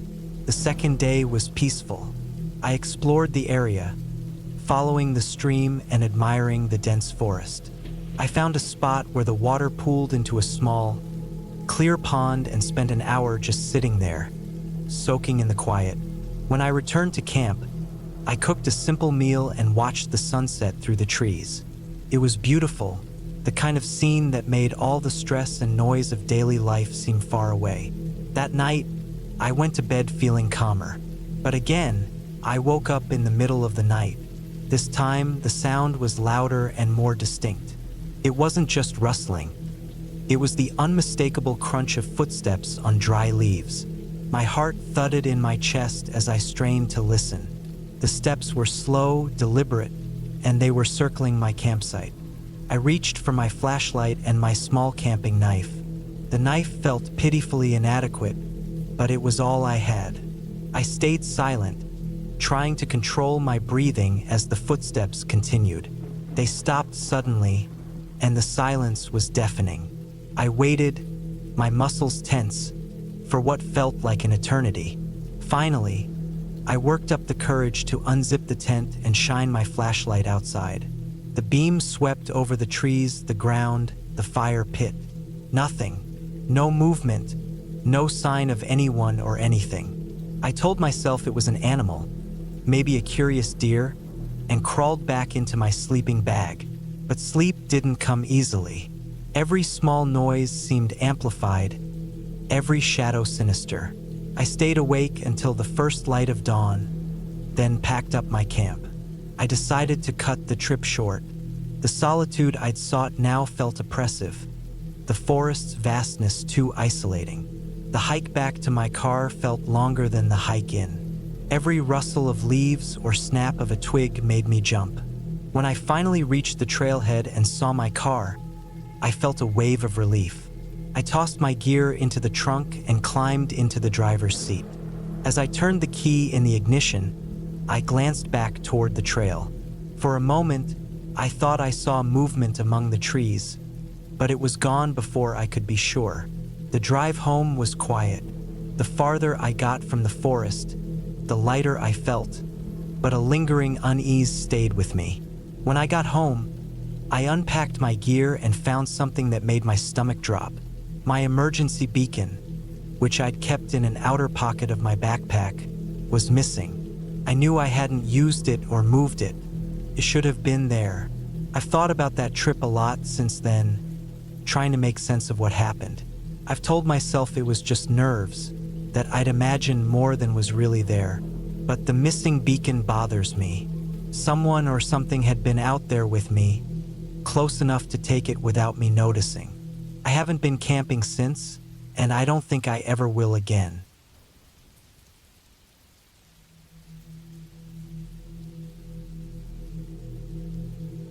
I never considered myself the type to be spooked by nature. Camping was something I loved, a way to get away from everything and just breathe. A weekend trip, just me and the woods, was my idea of relaxation. But that weekend, it changed everything. It started innocently enough. I'd been planning the trip for weeks, just me and my backpack, a simple solo camping experience. I'd picked a spot in a remote area of the national park, far from the usual busy campsites. I wanted solitude, peace, a break from the noise of the world. The weather was perfect for it. Clear skies, a cool breeze, and the trees rustling softly in the wind. Nothing seemed off. I drove out of town early Friday morning, loaded with gear, excited for the quiet weekend ahead. The drive took about 3 hours, winding through small towns and thick forests. I kept my eyes on the road, feeling the anticipation building as the asphalt turned to gravel, signaling I was getting closer to the park. The GPS directed me to a trailhead where I parked my car, grabbed my pack, and started the hike in. The trail was well maintained, though a little less traveled than the more popular routes. It was exactly what I wanted. Peaceful, quiet, just me and the trail. The hike was straightforward at first. The forest was thick, with towering trees blocking out much of the sun, casting everything in dappled shade. The trail was winding but easy to follow, and the sound of my boots crunching on the dirt was the only noise I could hear. The air smelled earthy, fresh, exactly what I'd hoped for. After about an hour, I came to a small clearing with a creek running through it. It was the perfect spot to set up camp. I found a flat area just next to the water and unloaded my things. I had a small tent, a sleeping bag, some food, and a portable stove. I set up everything quickly. The sun was starting to dip below the trees, and the air was cooling, so I decided to start a small fire to keep warm and cook some dinner. I made sure the fire was controlled, not too large, but enough to keep the chill away. As the flames crackled, I sat back against a log, feeling the weight of the quietness around me. No cars, no people, just the wind and the crackling of the fire. Felt good. I ate my dinner, just a simple meal, nothing fancy, and then sat back, watching the fire dance in the growing dark. The forest around me seemed to grow more alive as the night settled in. I could hear rustling in the trees and the occasional splash from the creek, but nothing out of the ordinary. By 9 p.m., the fire was low, and I decided it was time to crawl into my tent. The air had cooled significantly, and I was looking forward to a warm sleeping bag and some rest. I climbed into my tent, zipped it up, and lay down. The sounds of the night, the rustling leaves, distant calls of animals, slowly faded as I closed my eyes. For a while, I drifted in and out of sleep, my mind settling into a peaceful rhythm. But then, somewhere in the middle of the night, something woke me up. It was a faint sound at first, just a soft rustling outside my tent. I figured it was just an animal, maybe a deer or a raccoon, foraging for food. But then the sound got louder. It was definitely too heavy to be a small animal. I sat up, heart pounding a little faster, trying to make sense of it. The noise was coming from just outside my tent, almost like something was circling it. I held my breath, waiting for it to stop, but it didn't. Continued moving in a slow, deliberate pattern. Step, pause, step, pause. Couldn't just lie there. I grabbed my flashlight, trying not to make a sound, and crept to the zipper. Slowly, I unzipped it just a crack, peering out into the darkness. The beam of light cut through the blackness, illuminating nothing but trees and shadows. But that didn't ease the feeling in my gut. Something was out there, something large enough to make that kind of noise. I waited, my heart thumping loudly in my chest, and slowly, the rustling stopped. I didn't hear any more steps. I exhaled in relief, telling myself it was just a bear or something similar, a creature that probably wasn't interested in me. I pulled the zipper back up, wrapped myself in my sleeping bag again, and tried to settle back down. But the unease wouldn't go away. It felt like something was watching me, even though I couldn't see anything. I tossed and turned for what felt like hours, unable to fully relax. The night dragged on, the sounds of the forest creeping around me like shadows in the dark. I finally fell into a restless sleep, but it wasn't long before something woke me again. This time, the sound wasn't distant. It was right outside the tent. I heard a low growl, almost like a growl of warning, but too muffled to fully understand. I froze. My mind raced, trying to identify what it could be. A bear? A wolf? Something larger? I couldn't be sure, but I knew one thing. I wasn't safe. I stayed perfectly still, my body rigid with fear, listening as the growl faded and was replaced by slow, deliberate footsteps. Whoever or whatever was out there, it wasn't leaving. I held my breath, hoping it would go away, but it didn't. The footsteps came closer, and with each step, my heart pounded harder in my chest. I had to act fast. I reached for my flashlight again, and this time I didn't hesitate. I unzipped the tent, pushing it open just enough to shine the beam of light outside. What I saw made my blood run cold. There, just beyond the reach of the light, was a large figure. It was hard to make out the details in the dim glow, but it was big, much bigger than any bear I'd seen before.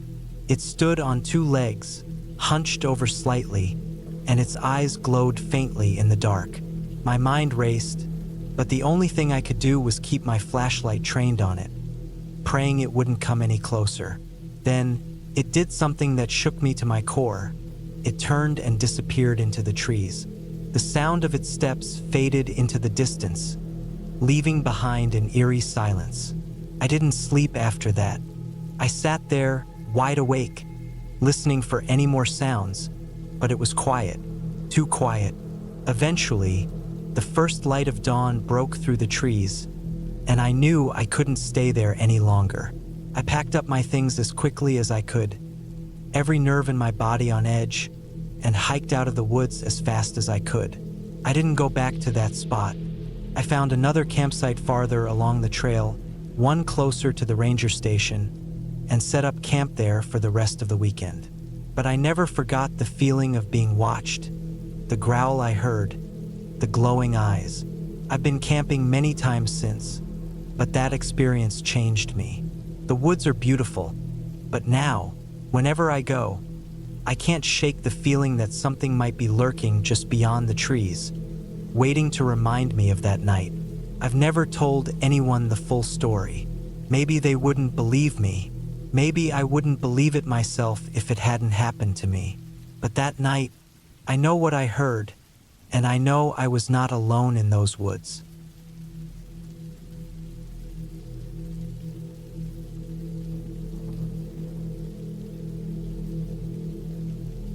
I've always loved the idea of camping, being out in nature, disconnected from the world, and experiencing the peace that comes with it. A few years ago, I decided to take a solo camping trip in a remote area that I had heard about from a few friends. They said it was a peaceful place, the perfect spot to get away from everything and clear your mind. It was about a 3-hour hike into the forest, and the remoteness of it was exactly what I wanted. I packed all my gear the night before: tent, sleeping bag, food, water, a flashlight, my knife, and a map. Everything I thought I'd need for a few days in the wilderness. I told a friend where I was going just in case. They thought it was a bit risky to go alone, but I brushed it off. I had camped solo before and had always been fine. The hike started early in the morning, with the sun just beginning to rise over the horizon. The air was crisp, and the trail was quiet, except for the occasional rustle of leaves as animals moved through the underbrush. The trees around me were tall and dense, their leaves a deep green that darkened as I ventured further into the forest. I felt good, strong, and confident. The trail was well marked, and I was making good progress, so I didn't feel rushed. By the time I reached the area where I planned to set up camp, the sun was high in the sky. The spot was perfect. A small clearing next to a bubbling creek, surrounded by tall pine trees. It was peaceful, and I thought it would be a good place to relax and unwind for the next few days. I set up my tent near the creek, careful to make sure it was positioned well enough to avoid any unexpected flooding from the water. I spent the first day just enjoying the solitude. The sound of the creek was soothing, and I took a long walk around the area to explore. The forest felt vast and alive, but I was still within range of the trail, so I felt safe. The only thing that bothered me slightly was the lack of any other people. I didn't see anyone on the trail on the way in, and I hadn't seen anyone around the clearing. It wasn't a huge deal, but I figured it was odd.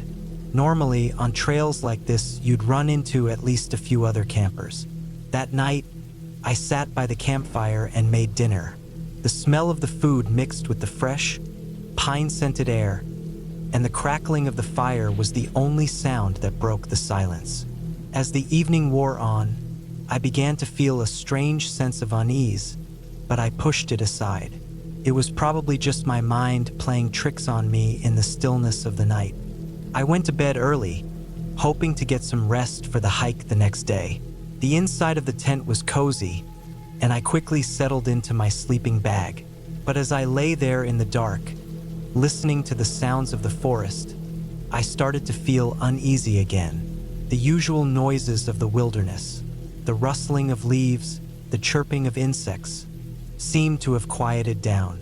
Everything felt still, almost too still. Around midnight, I was woken by a sudden noise from outside. It sounded like something large moving through the trees, branches snapping and leaves crunching. I froze. My first thought was that it was an animal, a deer or a bear, maybe, but then I realized that the noise was too deliberate.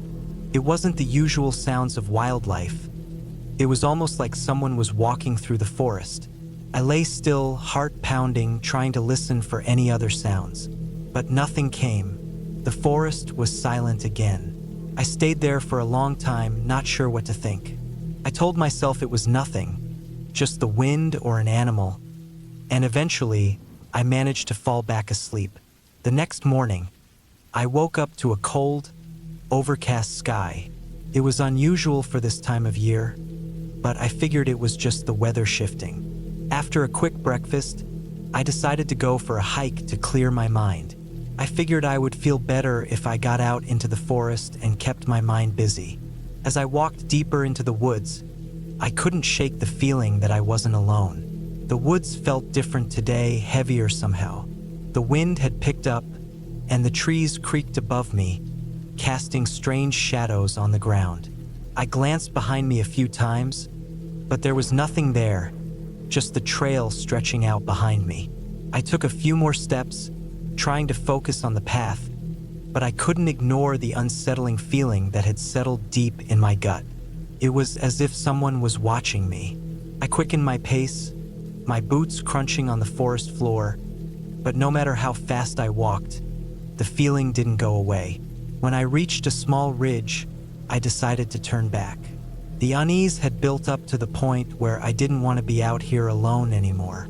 As I retraced my steps back to the clearing, I noticed something strange. The trail had changed.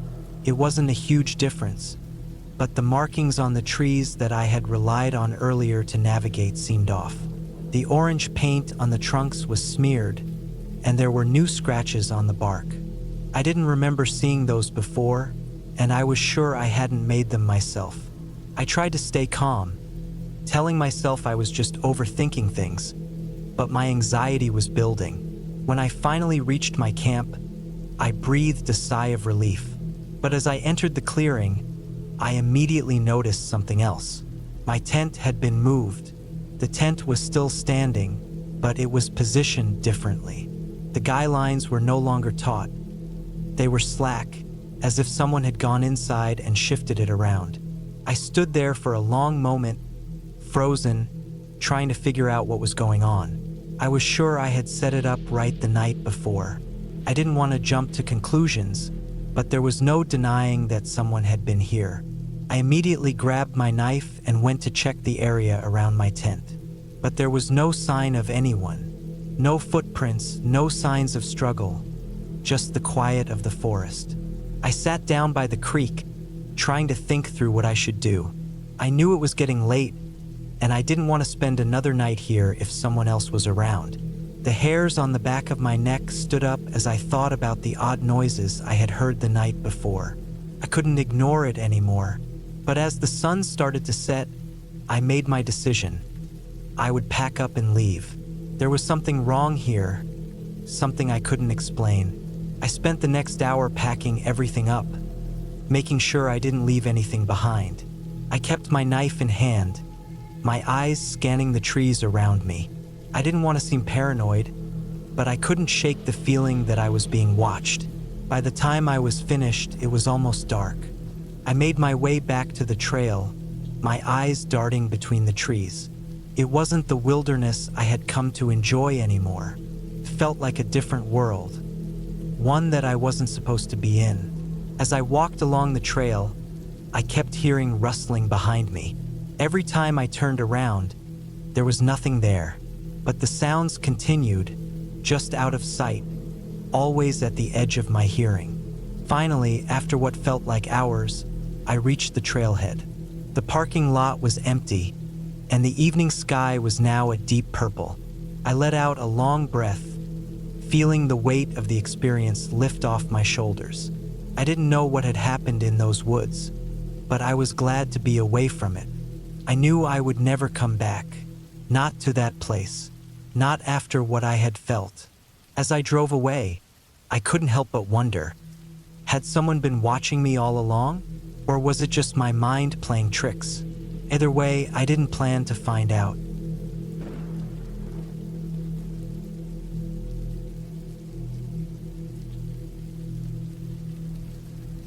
I've always found peace in nature, the deep quiet, the open sky, and the fresh mountain air. There's something soothing about escaping from the chaos of daily life and letting the natural world take over for a while.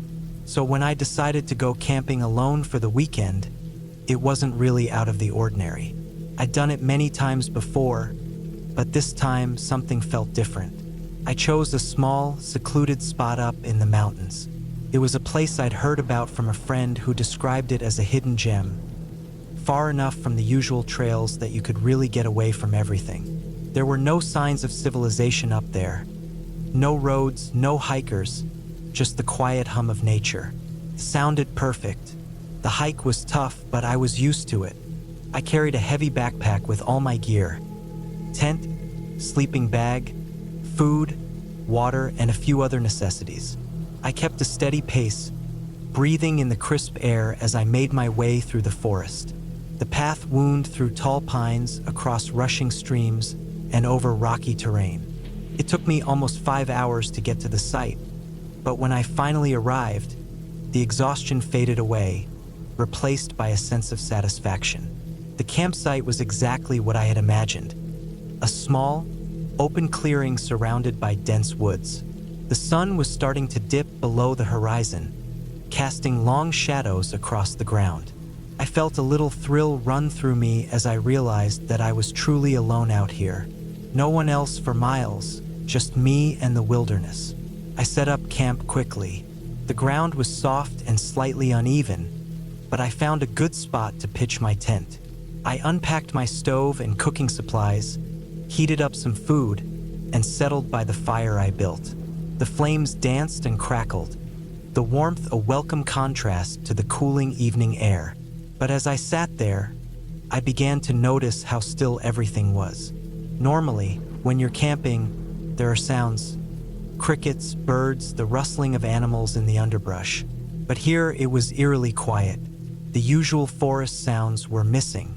I kept glancing around, expecting to see an animal pass through the trees, but nothing, just silence. I tried to shrug it off. Maybe it was just the location. After all, this was a pretty remote spot. Maybe the wildlife had just migrated to other areas. But as the night wore on, I couldn't shake the feeling that something was off. I stoked the fire, trying to ignore the growing unease in the pit of my stomach. The flames flickered and crackled, but the darkness around me seemed to deepen with every passing minute. I could hear my own heartbeat, thumping loudly in the quiet. That's when I heard it. A low, guttural growl came from the trees deeper in the forest. At first, I thought it was just my imagination, the product of too much solitude and too many horror movies. But then it came again, closer this time, a menacing sound that seemed to echo through the night. I froze, my breath caught in my throat. There was no mistaking it now. Something or someone was out there. I stood up slowly, my heart racing. I grabbed my flashlight, shining it in the direction of the sound. But the beam cut through the darkness, revealing nothing but trees and shadows. The growl came again, louder this time, and I felt a chill run down my spine.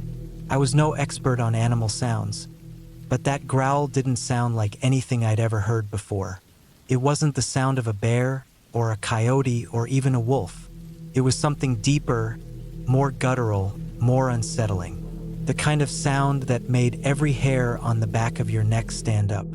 I glanced at my tent, wondering if I should retreat inside. But there was something in my gut telling me not to. I needed to know what was out there, what was making that sound. So, against my better judgment, I grabbed my knife, slung it over my shoulder, and began to move toward the sound. I walked slowly, carefully, keeping my flashlight aimed at the ground in front of me. The forest around me was pitch black now, the trees towering above me like silent sentinels. The only sound was the crunch of leaves beneath my boots and the occasional rustling in the underbrush. As I walked, the growl came again, this time much closer. I stopped dead in my tracks, my flashlight shaking in my hand. The sound seemed to come from directly in front of me. I took a few cautious steps forward, the tension in my body building with each movement. Then I saw something. It was just a flash, a movement in the trees, but it was enough. Something big, too big to be a deer or a raccoon, was lurking just out of sight. My heart pounded in my chest. I couldn't see it clearly, but I knew it was watching me. I slowly took a step back, my instincts telling me that I needed to get back to the camp. But as I turned, the growl came again, this time from behind me. I spun around, shining the flashlight in every direction. The beam swept across the trees, the ground, the dark shadows of the forest. But there was nothing but the sound of my own breathing, rapid and shallow. I felt the panic rising in my chest. There was no way I could stay out here, Whatever was out there was watching me, and I didn't know what it wanted, but I knew it wasn't friendly. I ran back toward the campsite, my legs burning as I pushed myself harder than I had in years. My breath came in ragged gasps, and my mind raced, imagining all the horrible things that could be following me through the trees. The growls came again, closer now, but I didn't dare look back. I reached the campsite in what felt like seconds, though I knew it had taken longer. I dove into my tent, zipping it up as quickly as I could. My heart was hammering in my chest, and I could still hear the growls echoing through the trees, getting closer and closer. I grabbed my flashlight and pointed it toward the entrance of the tent, my grip tight on the knife in my hand. I knew I wasn't safe, not yet. I could still hear it out there, the thing in the woods, pacing just beyond the light's reach. Minutes passed, though it felt like hours. The growling stopped, and the silence returned. But this time, it wasn't the peaceful silence of nature. It was oppressive, suffocating. I lay there in the dark, staring at the entrance of the tent, waiting for whatever was out there to make its move. But it didn't. The growls never came again. The minutes stretched on, and I realized that whatever had been lurking in the woods was gone. The night passed slowly, but it eventually gave way to morning. The first light of dawn filtered through the trees, casting long shadows across the campsite. I hadn't slept a wink, but I was alive, and that was all that mattered. I packed up my gear quickly, my hands shaking as I moved. I didn't want to linger, didn't want to risk another encounter with whatever had been in the woods. I left the campsite without looking back, hiking down the trail as fast as I could. The whole way down, I kept expecting to hear the growls again, or to see something moving in the trees, but nothing happened. The silence was almost comforting now. When I finally made it back to my car, I didn't waste any time. I threw my gear in the trunk, slammed the door shut, and drove away, the gravel of the road crunching under my tires. I didn't stop until I reached the nearest town, far from the woods, far from the place that had nearly become my grave. I never found out what it was that had been watching me, and I don't think I ever want to know. All I know is that it was real. Whatever it was out there in those woods waiting, and I'm never going back. The wilderness had always been a place of peace for me, but now it's something else, something darker, something to fear, and I'll never forget the growls that echoed through the trees that night.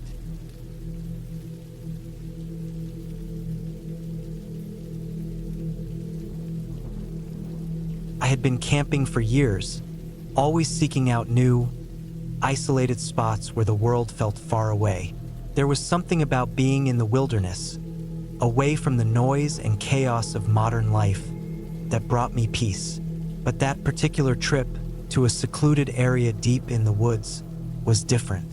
I remember the day I arrived like it was yesterday. The sun was dipping below the horizon, casting long shadows through the trees.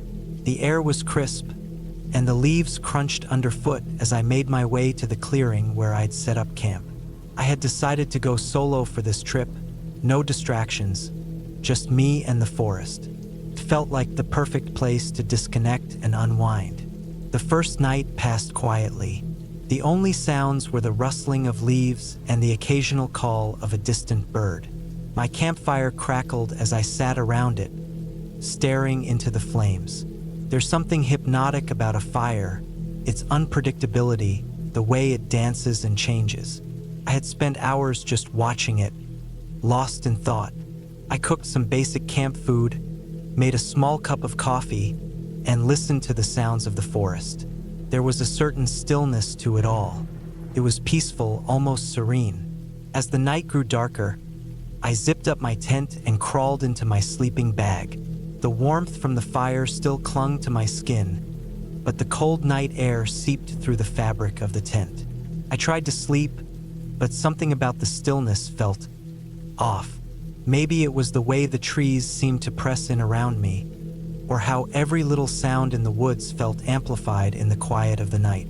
but sleep eventually took over. The next morning, I woke up with the first light.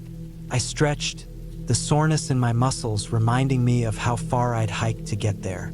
My plan was to spend a few days out here, exploring the trails and finding new spots to enjoy. But I quickly realized something was wrong. As I was packing up my gear, I noticed something odd.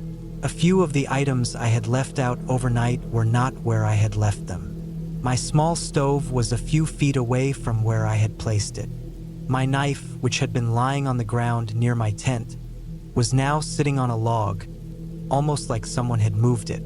I was alone. No one had passed through the area, and I hadn't heard any footsteps or voices during the night. I was certain of that. At first, I brushed it off as a trick of the mind. Maybe I had forgotten where I placed things. But deep down, a sense of unease settled in. I packed up the rest of my things quickly and decided to head deeper into the woods, hoping the unsettling feeling would pass once I got moving. As I walked along the narrow trail, I kept hearing little noises behind me. A twig snapping, a rustle of leaves. I turned around each time, but nothing was there. The forest seemed oddly quiet, though. No birds singing, no insects buzzing, just silence. Felt wrong. I decided to set up camp again after a few hours of hiking, hoping to shake off the strange feeling. The place I chose was a small clearing near a stream, surrounded by thick trees. I gathered some firewood and set up my tent. As I worked, I couldn't shake the sense that I was being watched. Every time I looked up, I thought I saw movement between the trees, but when I focused on the spot, there was nothing. That night, I sat by the fire again, trying to relax. The crackling of the fire was the only thing that seemed real. I ate, read a bit, and tried to calm myself. But as the hours passed, I couldn't shake the feeling that I wasn't alone. The hairs on the back of my neck stood up, and I found myself looking over my shoulder more than once. I heard something faint, a sound, like soft footsteps on the forest floor. But when I turned around, there was nothing. It happened again, and then again. Each time, I looked behind me, but there was no one there. I grabbed my flashlight and swept the beam across the clearing. The trees stood silent and still, shadows stretching long in the night. I stayed up late that night, waiting for whatever it was to reveal itself, but nothing ever did. Eventually, exhaustion took over, and I fell into a restless sleep. The next day, I decided to leave. I didn't want to risk staying out there any longer, not with that strange feeling lingering over me. But as I packed up my gear, I noticed something that made my blood run cold. The tracks. There were footprints in the dirt around my campsite. Large, heavy prints, as if someone had been walking in a circle around my tent during the night. But no one had passed by. The ground was too soft for an animal to leave such distinct tracks, and they were too far apart to be human. I froze. The unease I had been feeling suddenly snapped into something much worse. Something had been here while I was asleep. I thought back to the previous night, to the footsteps I had heard around the campfire. They hadn't been my imagination. Someone had been walking in the woods with me. I decided to leave immediately. I grabbed my backpack and hastily packed up the last of my gear. As I made my way down the trail, I couldn't shake the feeling that I was being followed. The air seemed thick, oppressive, like I wasn't welcome here anymore.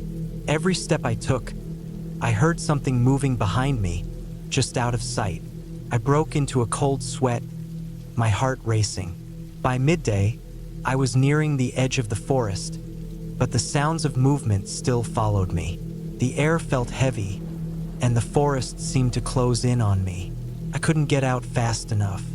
Every time I turned around, I saw nothing but trees, but I could feel eyes on me. Just as I was about to make it to the open fields near the road, I heard a crash, a loud, sudden noise that came from the direction I had just come from. My breath caught in my throat. I looked back, but nothing was there. Not a single sound, not a rustle in the leaves. It was as if the forest itself had fallen silent. Then I saw it, a shadow moving between the trees, just beyond the edge of my vision. It was large, tall, and it moved quickly. My legs froze. I didn't know what it was, but every instinct in my body screamed at me to run. And I did. I sprinted as fast as I could, heart pounding in my chest. The forest blurred around me as I pushed myself harder, faster.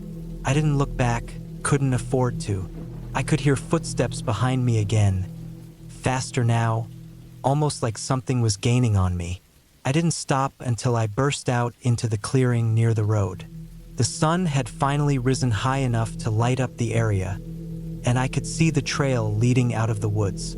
My legs felt like they were on fire, but I didn't care. I didn't stop until I reached the car. I slammed the door shut and locked it. I didn't take a moment to breathe or gather myself. I just started the engine and drove away, my eyes glued to the rearview mirror.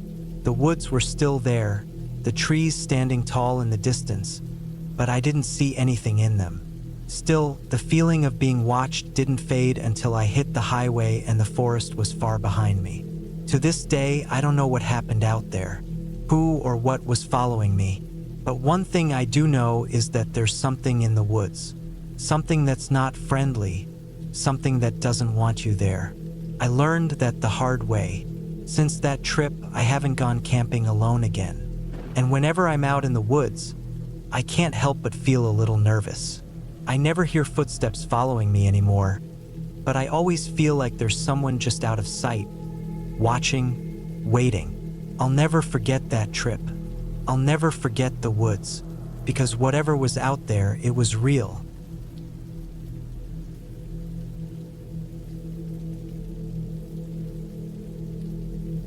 I've always loved camping. There's something about being out in the wilderness, surrounded by trees and silence, that feels so freeing.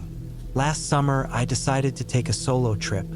I've been hiking and camping in the mountains for years, so I wasn't exactly a beginner.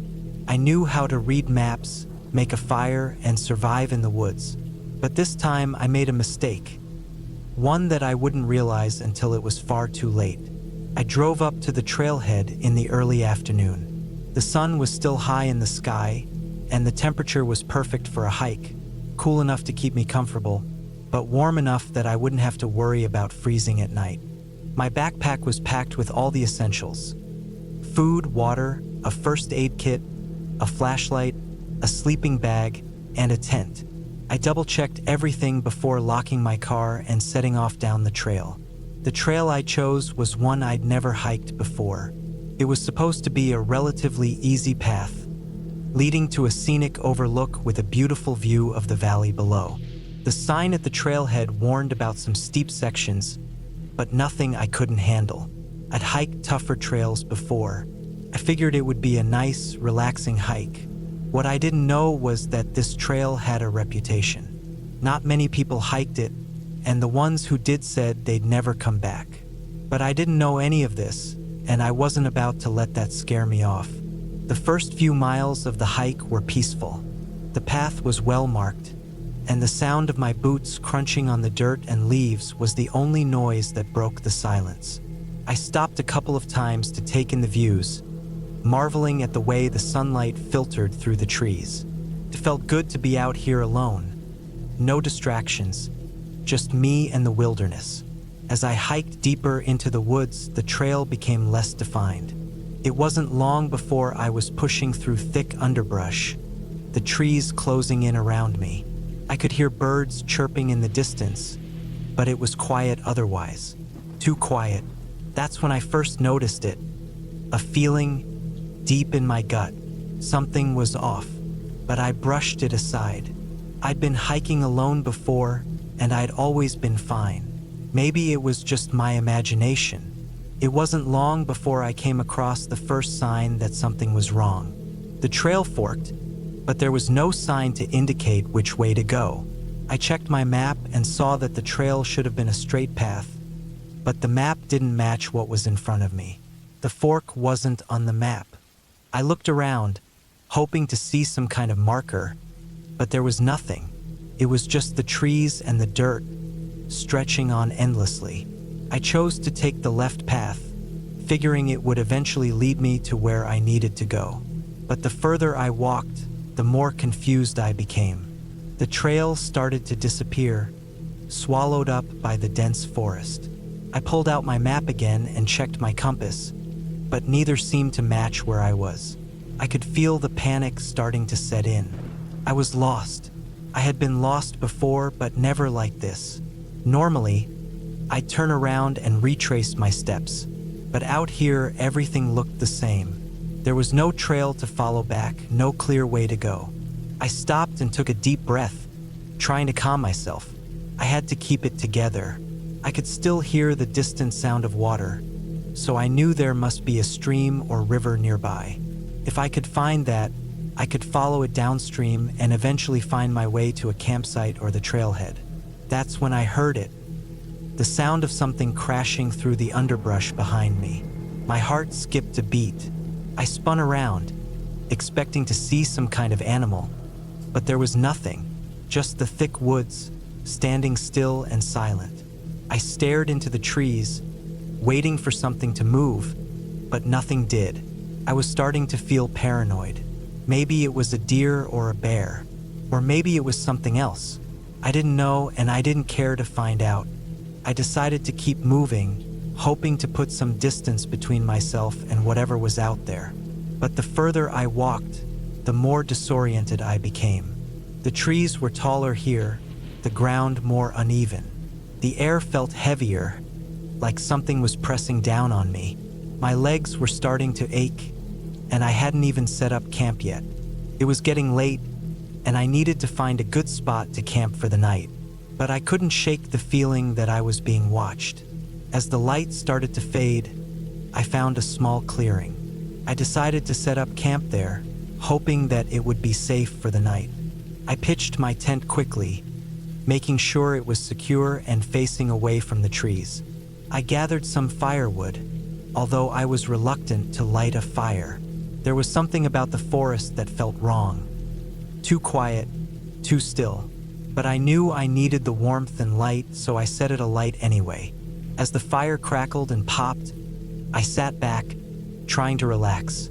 The warmth felt good, but the feeling of unease didn't go away. I kept hearing strange noises from the woods, snapping twigs, rustling leaves.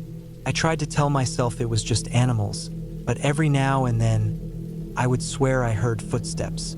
Not animal footsteps, but something heavier, something more deliberate. I'd look up, and there would be nothing, just the trees stretching off into the darkness. I didn't sleep well that night. I kept waking up, the feeling of being watched growing stronger each time. By morning, I was exhausted, but I had to keep going. I packed up my gear and decided to try to find my way back to the trailhead. The forest seemed even denser now, the trees closing in around me. My compass was still pointing in the wrong direction, and my map was nearly useless. I wasn't sure where I was anymore. The hours passed, and I found myself walking in circles. My legs were aching, and I hadn't had much to drink since the day before. I was thirsty, hungry, and beginning to feel the weight of the situation. I tried to stay calm, but it was hard. The isolation, the silence, the sense of dread in the air. It was all too much. I was starting to think that maybe I wouldn't make it out of here. That's when I saw it. A small, weathered shack in the distance. It wasn't much, just a rundown building that looked like it hadn't been touched in years. But it was something. Maybe someone lived there, maybe they could help. I started toward it, desperate for any sign of life.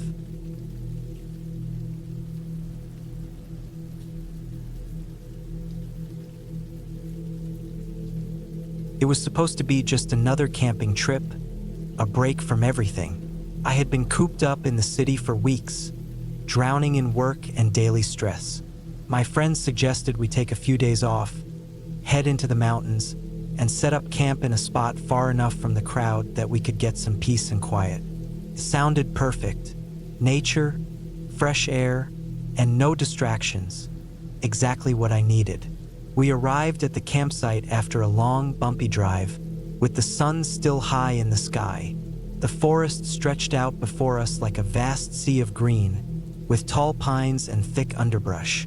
There was a lake nearby, its surface shimmering like glass under the sunlight.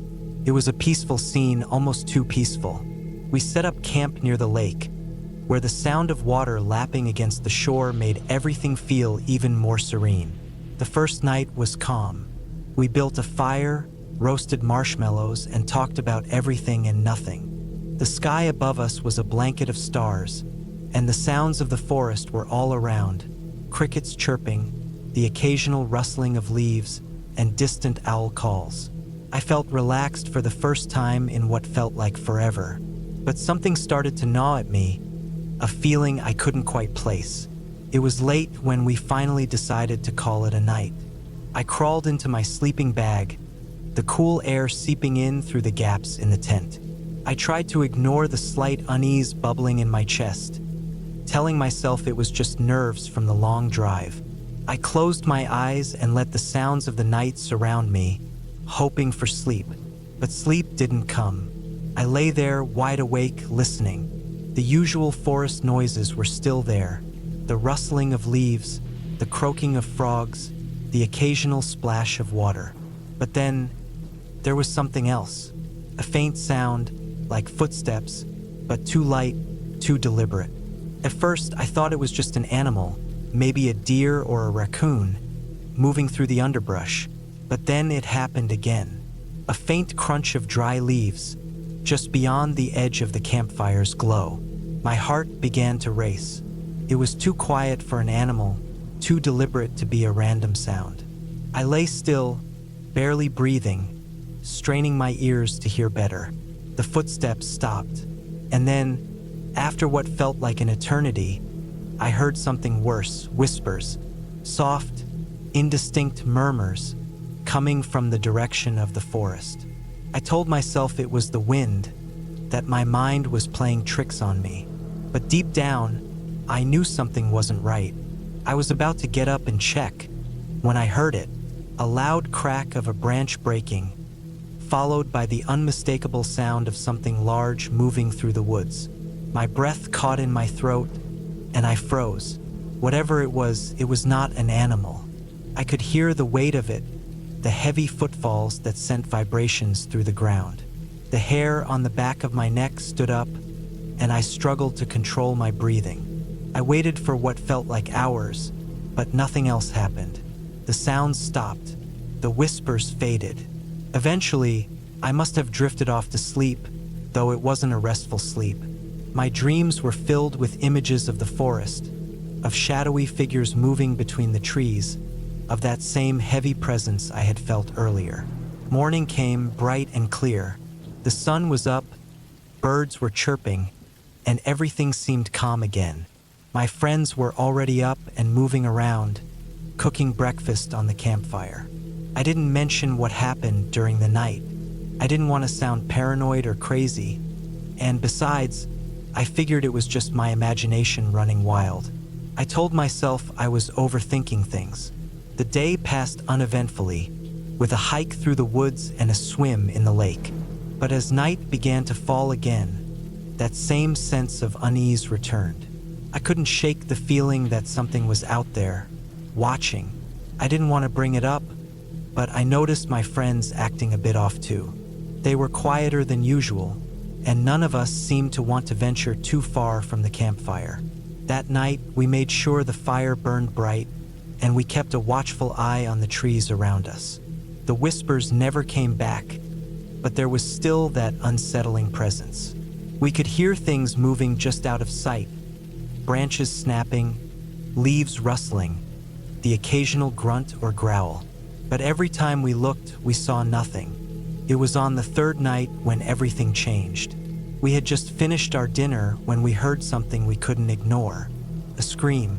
A long, high-pitched scream that echoed through the trees. It wasn't an animal. No animal sounded like that. The scream was followed by a loud crash, like something or someone crashing through the underbrush. My heart skipped a beat, and we all looked at each other in stunned silence. The air seemed to freeze, thick with tension. We knew we couldn't just sit there. We grabbed our flashlights and weapons. Nothing too serious, just a couple of knives and a metal rod we used for poking the fire, and cautiously made our way toward the sound. The forest was eerily silent now, the usual noises gone. We moved slowly, carefully, the beam of our flashlights cutting through the dark. The trees loomed overhead, their shadows stretching long and dark in the faint light. As we walked, the air grew colder, the hairs on the back of my neck prickling. We didn't find anything. No signs of struggle, no blood, nothing out of the ordinary. But the feeling of being watched never left. Every time we stopped, I could swear I heard footsteps behind us. We turned around, shining our lights in every direction, but there was nothing. We decided to head back to the camp, but the feeling only grew stronger. Something was out there. We could feel it. I was convinced we were being stalked, followed by something or someone who didn't want us there. That night, none of us could sleep. We stayed up, watching the trees, listening for any sound, but the forest was dead silent. Every little noise set us on edge, branches creaking, the wind rustling the leaves, even the sound of our own breathing. It felt like we were in the middle of some sort of trap, and we were the prey. As dawn broke, we decided to leave. We packed up quickly, not wanting to waste any more time in that cursed place. We hadn't seen anything for hours, but the feeling of being watched never left. When we finally drove out of the woods, I breathed a sigh of relief. The tension that had gripped me for days finally started to lift, but I couldn't shake the feeling that whatever had been watching us was still there, lurking just beyond the trees. I never went back to that campsite, and I'll never forget the feeling of being hunted, of being so small and powerless in the face of something I couldn't even understand. Whatever it was that followed us, it was real, and it wasn't the forest. It wasn't an animal. It was something else, something far worse.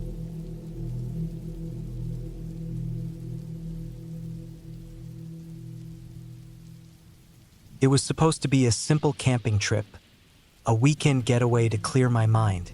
After the hectic few months I'd had, I thought a couple of days in the woods would do me some good. I'd been to this spot before, so it felt familiar, comfortable.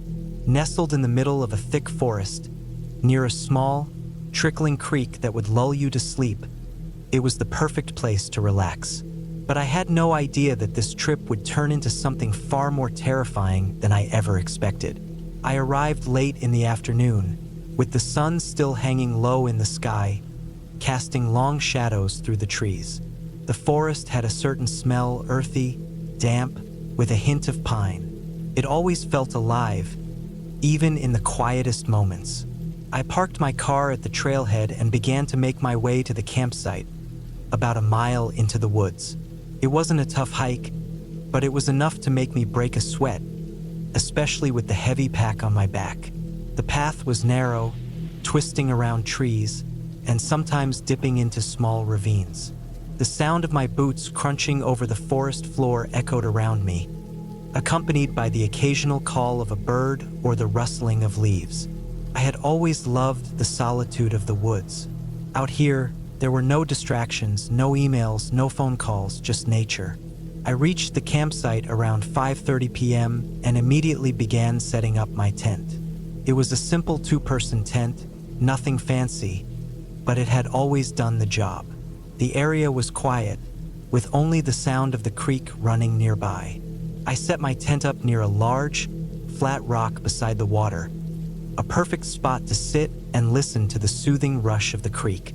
The sky above was still clear, and I could see the first stars beginning to emerge. It was peaceful. As the evening wore on, I built a small campfire, just enough to keep the chill off as the temperature started to drop.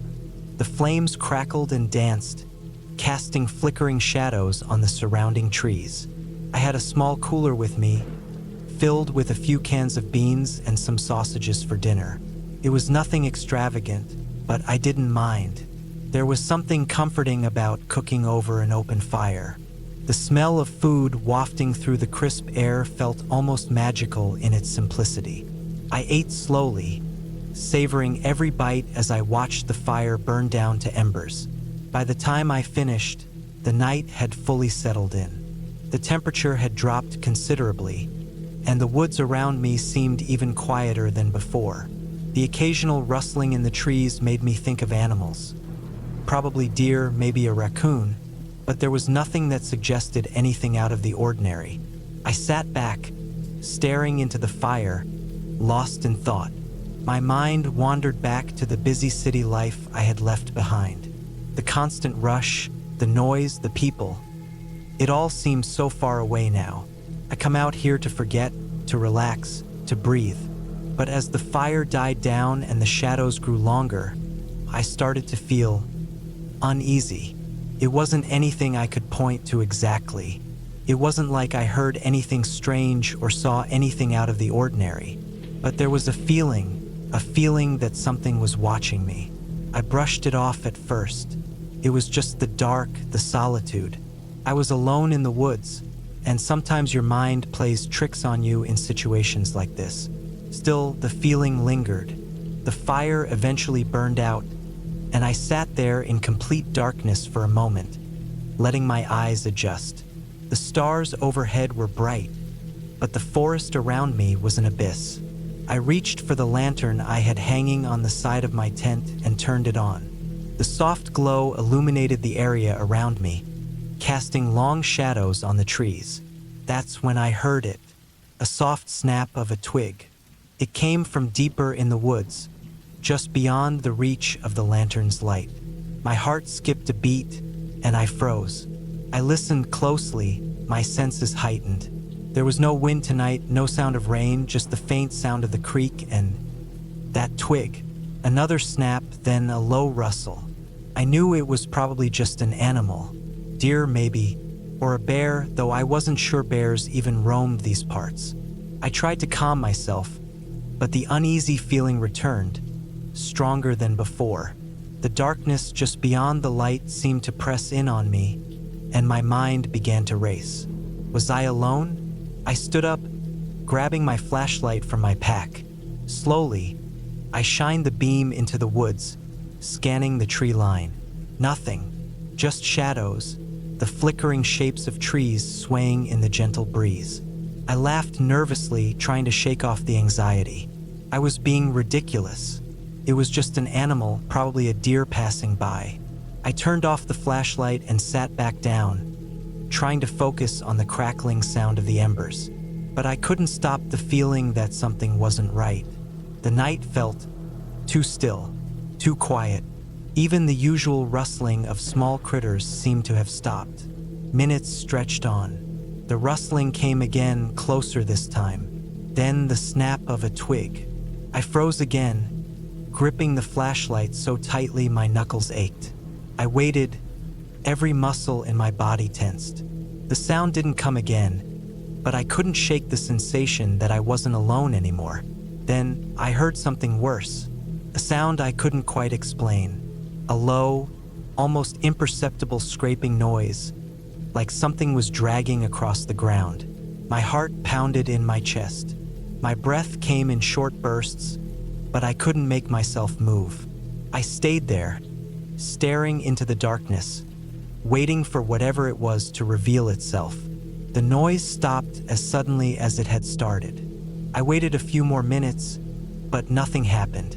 The air felt thick with tension, and I could hear the sound of my own heartbeat in my ears. I decided I'd had enough. I wasn't going to sit out here alone, listening to these noises all night. I grabbed my things and decided to pack it in, but the moment I stood up, I heard it again. A loud, deliberate snap of a twig. Right behind me, I spun around, shining the flashlight toward the noise. My heart stopped when I saw it. Movement. Something tall and dark stood just beyond the edge of the light, barely visible through the trees. It wasn't an animal. It was too human-shaped, too large. I didn't know what to do. Should I run? Should I call for help? But no one was around for miles, and my phone had no signal. The dark figure didn't move at first, standing there just beyond the light. It was almost like it was waiting, watching. Then it took a step forward. I didn't waste another second. I grabbed my bag, shoved everything into it, and ran. I didn't even think about where I was going. I just ran, my feet pounding the ground, the weight of the pack slowing me down but not enough to stop me. The sound of my own breath and the pounding of my heart filled my ears as I ran through the woods, branches scraping at my arms, the flashlight bouncing wildly in my hand. I could still hear the footsteps behind me, but I didn't dare look back.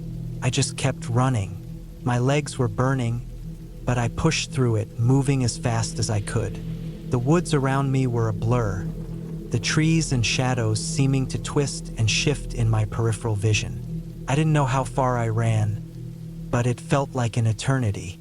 My legs were giving out, but I pushed myself harder, finally breaking through the tree line and stumbling onto the dirt path that led back to the trailhead. The moment I stepped onto that path, the noise behind me stopped. The air felt lighter, the tension that had gripped me loosening slightly. But I didn't stop. I didn't even hesitate. I kept running, my lungs aching for breath, until I reached my car. I threw open the door, jumped inside, and slammed it shut. I didn't even look back as I started the engine. I didn't care. I just drove. The drive out of the woods felt like the longest part of the whole ordeal. My hands were shaking, my mind racing with what had just happened. I didn't understand what I'd seen. I didn't know what that figure had been or why it had followed me. All I knew was that I wasn't going back to that campsite. Not ever. When I finally reached the nearest town, I stopped at a gas station, took a deep breath, and tried to calm myself. The night air felt strange against my skin, like I wasn't even fully back in the world I knew. I called a friend to tell them what had happened, and they laughed, thinking I was just spooked by an animal. But I knew what I'd seen. I wasn't imagining things. I haven't been back to that campsite since. I don't know what it was. Maybe it was just a person out there in the woods, but something tells me I'll never know for sure. But one thing is certain. I won't ever forget the feeling of being watched, the feeling that someone was out there, waiting, and I'll never camp alone in the woods again.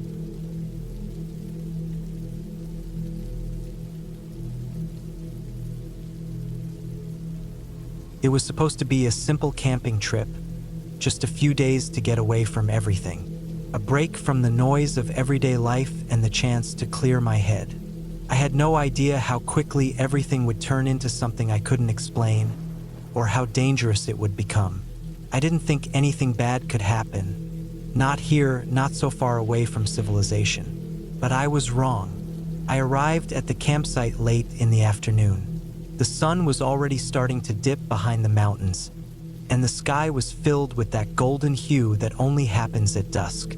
There was a chill in the air, something that made me pull my jacket a little tighter around my shoulders.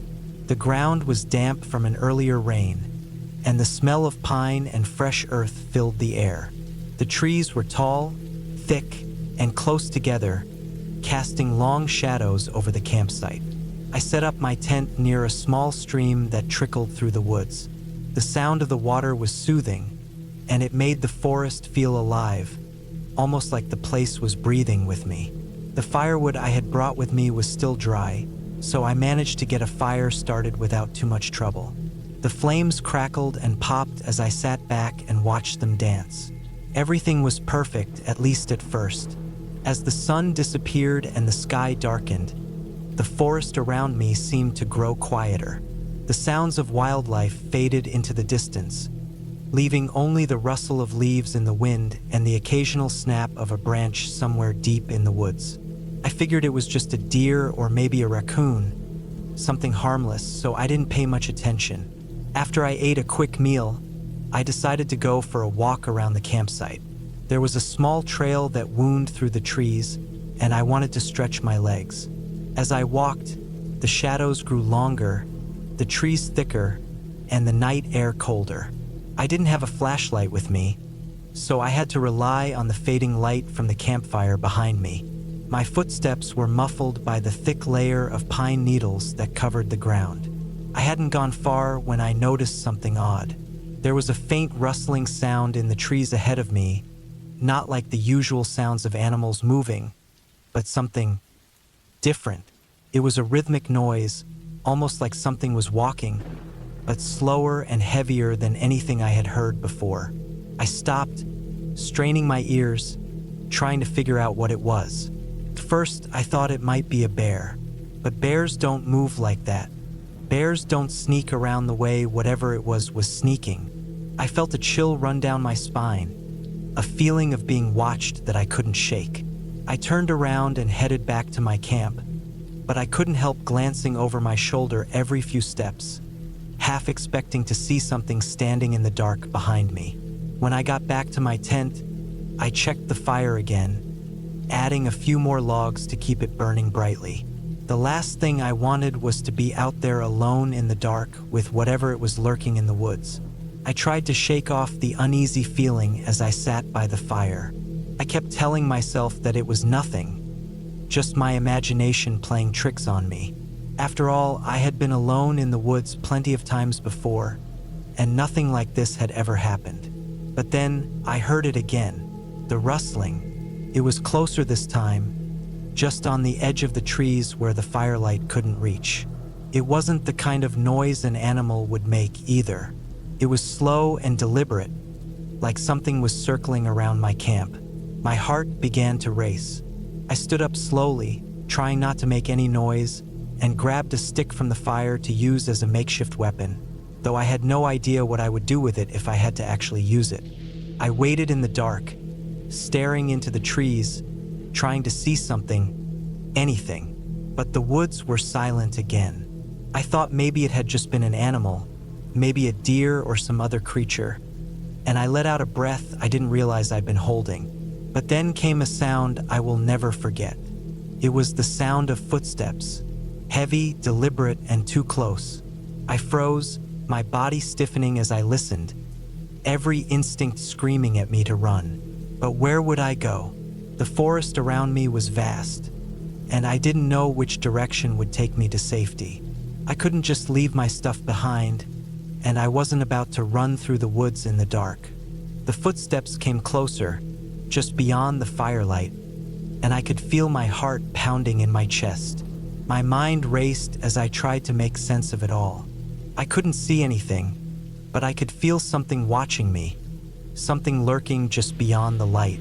I stayed perfectly still, holding my breath, waiting for whatever it was to make itself known. Then I saw it, a shape moving through the trees. It wasn't a man and it wasn't an animal. It was something in between, something that didn't belong. I couldn't make out the details at first, but the silhouette was unmistakable. A tall, hunched figure with broad shoulders. It was walking slowly, deliberately, with each step making the ground seem to tremble beneath its feet. My mind raced. Couldn't be real. It had to be a trick of the light or my brain playing tricks on me. But no matter how hard I tried to convince myself, I knew deep down that what I was seeing wasn't a figment of my imagination. The figure moved closer, and I felt a wave of panic wash over me. I had to do something, anything, but I couldn't make myself move. I was frozen in place, staring at the thing as it came into the dim glow of the firelight. It wasn't human. It wasn't anything I could have ever imagined. I don't know how long I stood there, my mind racing and my body completely still, but eventually, the figure turned and disappeared back into the woods, fading into the shadows as quickly as it had appeared. For what felt like hours, I sat by the fire, trying to calm myself down. I couldn't stop shaking, my heart still pounding in my chest. I didn't know what I had just seen, but I knew one thing for sure. I wasn't safe here. Whatever it was that had been watching me wasn't going to just disappear. It was out there waiting for me to make a mistake. I had to get out. The rest of the night was a blur. I packed my things as quickly as I could, taking only what was essential and leaving the rest behind. I didn't care about the fire anymore, didn't care about the tent or the food I'd brought. All that mattered was getting out of the woods alive. I grabbed my backpack, slung it over my shoulder, and headed back down the trail, trying not to make a sound as I moved. I didn't dare look back, didn't dare stop until I was far, far away from that place. It wasn't until I reached the car, miles from the campsite, that I finally allowed myself to breathe. My hands were trembling as I unlocked the door and slid into the driver's seat. The sun was just beginning to rise, casting the world in soft, golden light. I had survived the night, but I would never forget what I had seen, what I had felt, and I knew one thing for sure. I wasn't going back to those woods. Not ever again.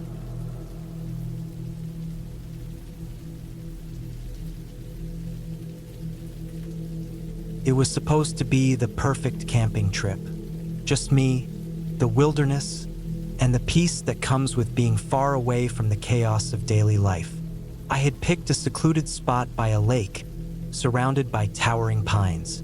There was no one else for miles around. That's exactly what I wanted, a break from everything. I arrived in the late afternoon, the sun still high enough to give the forest a golden glow. The air smelled fresh, like pine needles and damp earth. I couldn't wait to set up my tent and start a fire. There was something about being out in nature, away from all the noise of the world, that made everything feel right. I found a flat area near the lake where the ground was soft but firm enough to stake my tent. The lake stretched out in front of me, calm and still. I took a deep breath, appreciating the quiet. There was nothing but the wind rustling through the trees, the occasional bird call, and the rhythmic sound of the water lapping gently against the shore. The sun was setting as I finished setting up my tent, and I gathered some wood for a fire. The sky turned shades of orange and purple as the night crept in. I lit the fire, and the flames flickered and crackled, casting shadows on the surrounding trees. I sat on a rock near the fire, enjoying the warmth and the peace of the evening. It felt like the world had slowed down just for me. But then, something felt off. It was subtle at first. I thought it was just my imagination, maybe the wind shifting or the sound of something moving through the trees. But then I heard it again, a rustling, like something brushing against the branches. I looked around, but there was nothing. The trees were still, the fire was crackling, and the night seemed as peaceful as it had been when I first arrived. I tried to ignore it, telling myself I was just being paranoid. After all, I was alone in the wilderness. Sounds like that were normal, right? I finished my meal, a simple, quick thing by the fire, and settled back to relax. But as the fire died down, the feeling of unease grew. The night had turned cold, and the forest felt much darker than it had earlier. I pulled my jacket tighter around me and looked around again. Nothing, just the trees, the lake, and the distant stars. But I couldn't shake the feeling that I wasn't alone. It wasn't until I was about to turn in for the night that I noticed something strange. My food, which I had left near the fire, was gone. Completely.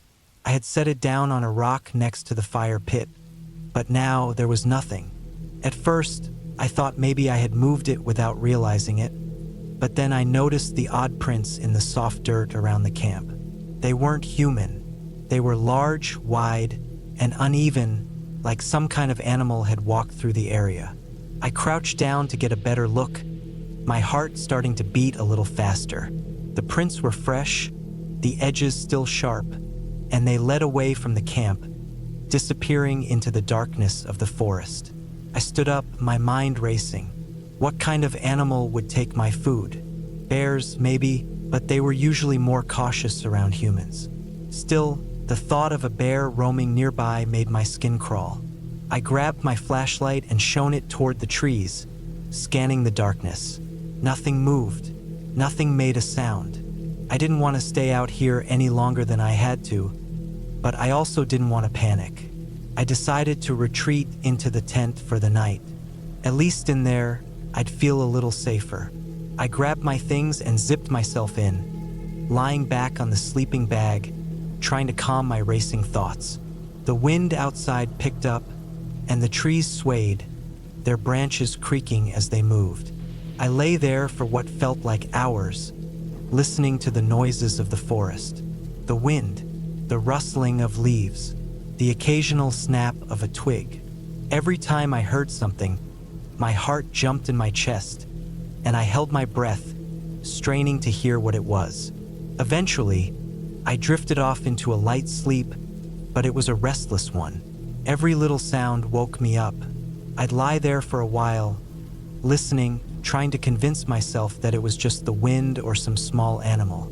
But the more I tried to ignore it, the worse the feeling became. In the middle of the night, I woke up to something strange, a tapping sound. It was soft at first, just a faint tapping on the side of the tent. I sat up quickly, my eyes wide, my pulse racing. It was so quiet outside that I couldn't hear anything else. Just the tapping. It came again, louder this time, as if something was gently knocking against the tent. I froze, my breath catching in my throat. It didn't make any sense. There was no one out there. There couldn't be. I told myself it was probably a branch brushing against the tent or something else harmless. But deep down, I knew that wasn't true. The tapping continued. It was rhythmic now, like someone or something was tapping at the tent with a finger. I reached for the flashlight and shone it toward the corner where the sound was coming from. The beam of light swept across the fabric of the tent, but there was nothing there.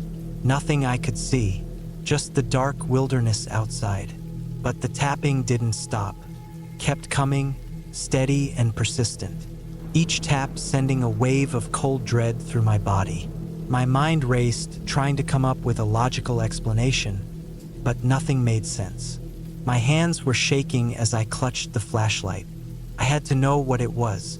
Slowly, I unzipped the door of the tent and stuck my head out. The air was cold, and the night was eerily still. The fire was just a few glowing embers now, and the only sound was the rustling of the trees. I scanned the area with my flashlight, the beam sweeping over the ground, the rocks, the trees. There was nothing, and then I saw it. A dark figure standing near the edge of the trees, just outside the reach of my flashlight. It was tall, nearly as tall as the surrounding pines, and it stood perfectly still. My heart stopped. I froze, my breath caught in my throat. My mind screamed for me to run, but my body refused to move. Couldn't look away. The figure didn't move. It just stood there, like it was waiting, watching me. I wanted to scream, but the words caught in my throat. I slowly backed away, my hands still on the zipper of the tent. The figure didn't follow. It didn't make a sound. It just stood there, its shape blending into the shadows. I quickly zipped myself back inside the tent, my breath coming in short gasps.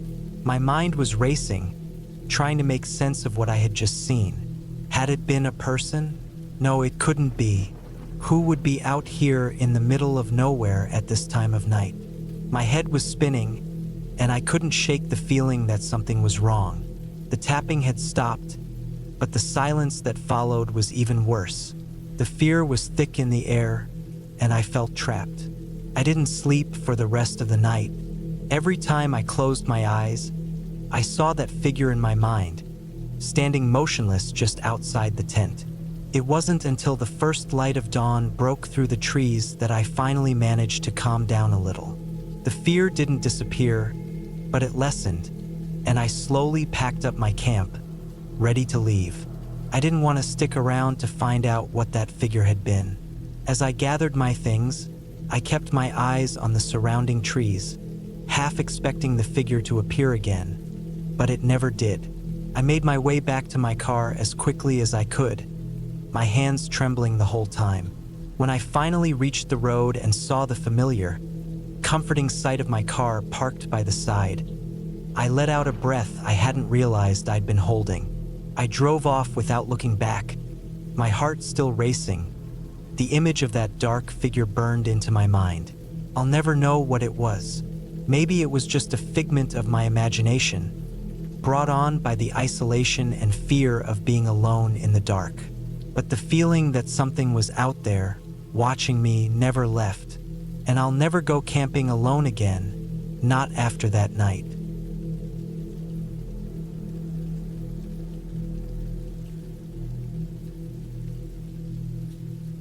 I had always been the type of person who enjoyed the great outdoors. There's something about the quiet of the forest, the sounds of rustling leaves, the chirp of insects, and the clean, fresh air that felt so far from the noise and chaos of everyday life. After a few months of city grind, I decided to go on a solo camping trip to get away from everything. Just me, a tent, a campfire, and the wilderness. It was meant to be a peaceful retreat to clear my head. What I didn't know was that this trip would become a test of survival.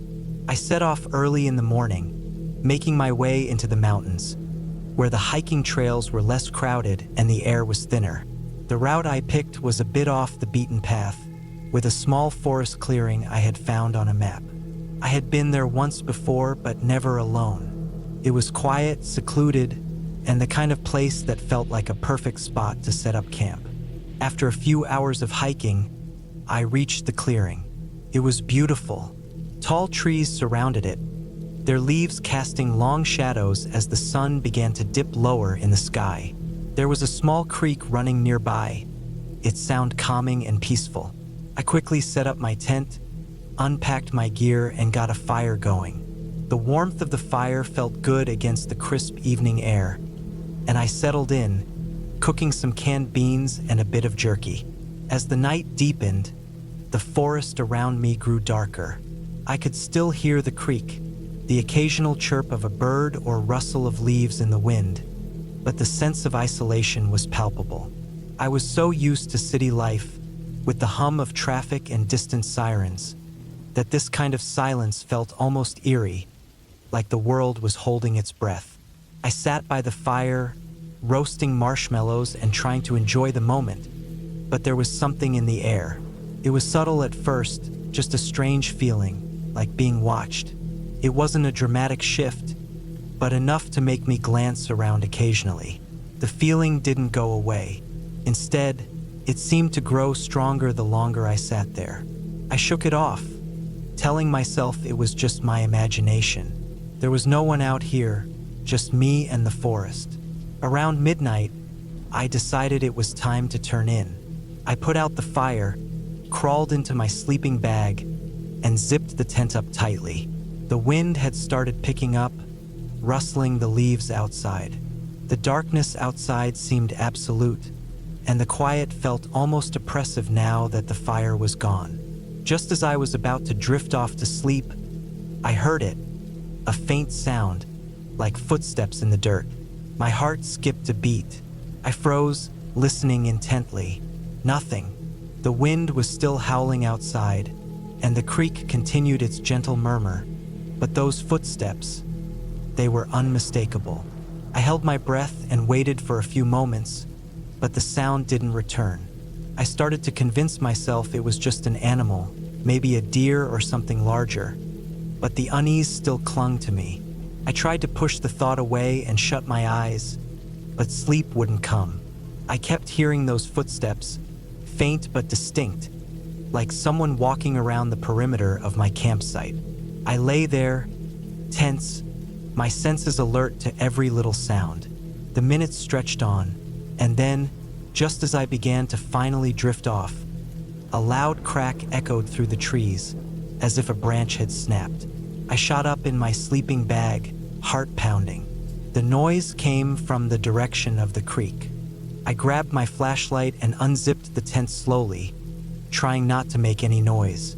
I peered out into the darkness, but I couldn't see anything. The wind had stopped, and the night was eerily still again. The trees loomed over the clearing, their twisted branches casting long shadows. There was no movement. I debated whether or not to go investigate. On one hand, I didn't want to seem paranoid, but on the other, something felt wrong.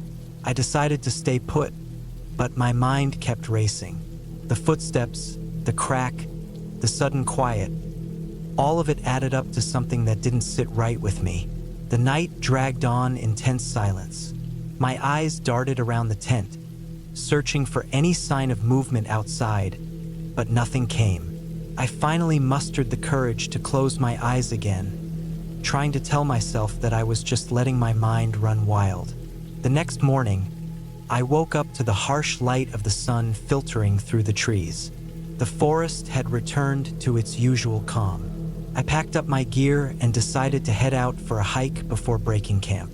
The air was fresh, the birds were chirping, and the silence had a calming quality again.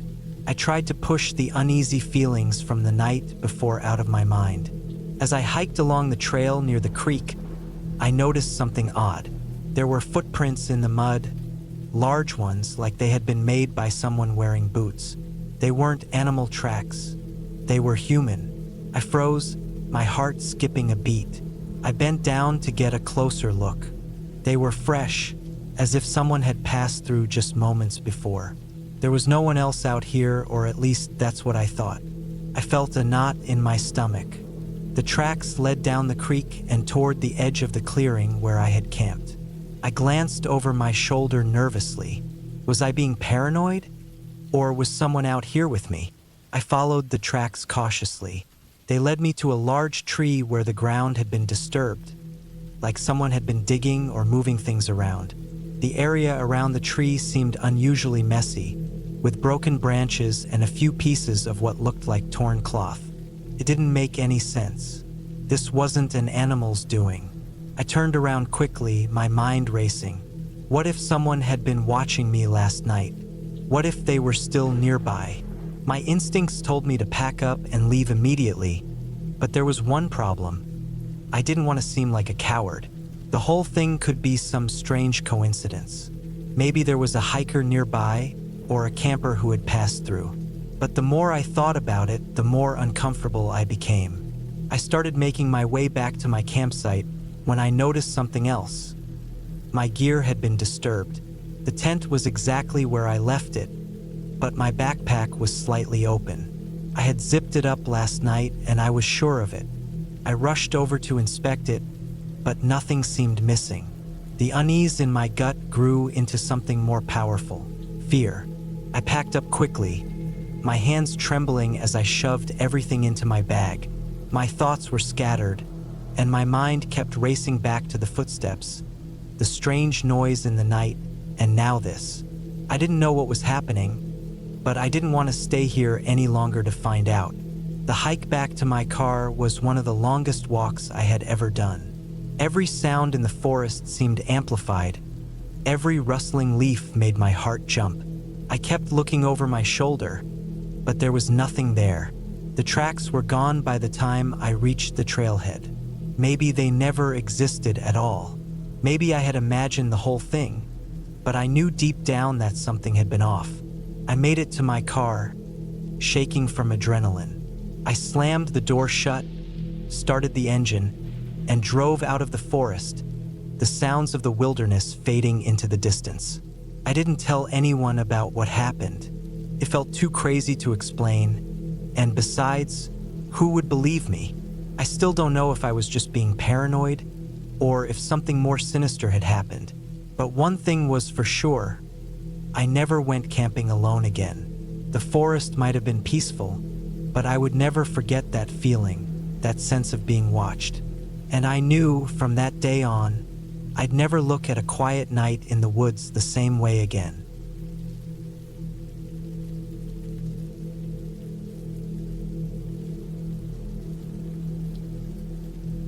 I've always loved the outdoors. There's something about the raw, untamed beauty of nature that calls to me. So when I got the chance to go camping for the weekend with a group of friends, I jumped at it. We chose a secluded spot in the woods, a place far off the beaten path where no one else would disturb our peace. At least that's what we thought. The journey up was long and tiring, but the anticipation of a weekend away from everything was enough to make the hours pass quickly.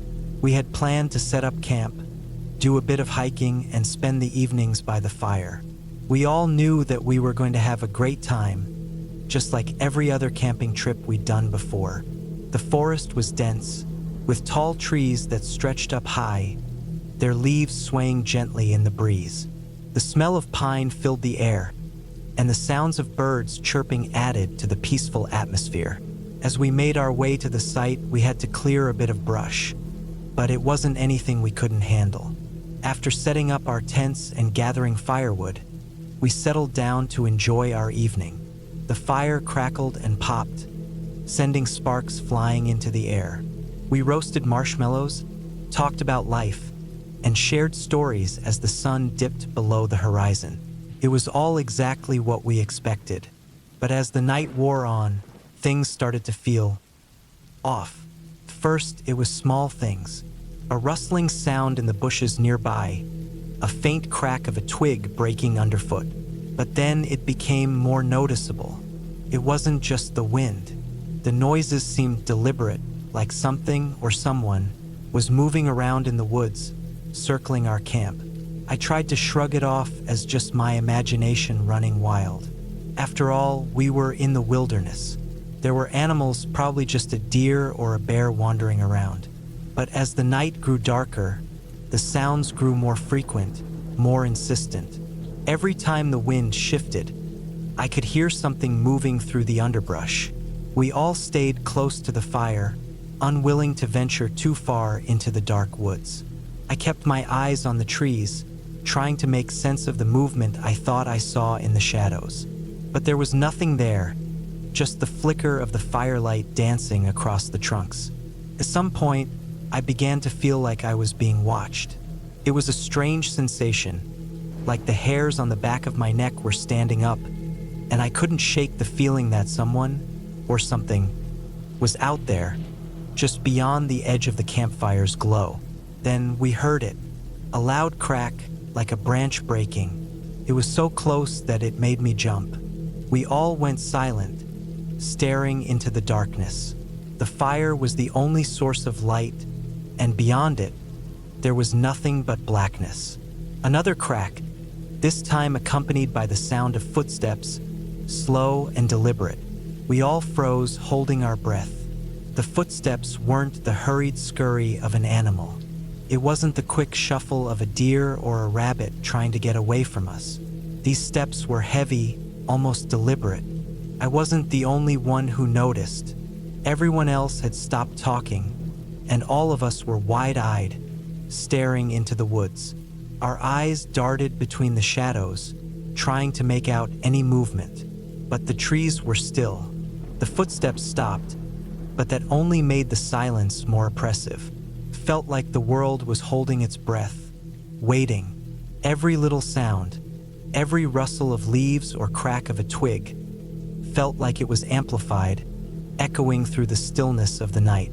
After what seemed like an eternity, I felt the urge to speak, to say something, anything, but the words stuck in my throat. It was like the air itself had thickened, and I was too afraid to make a sound.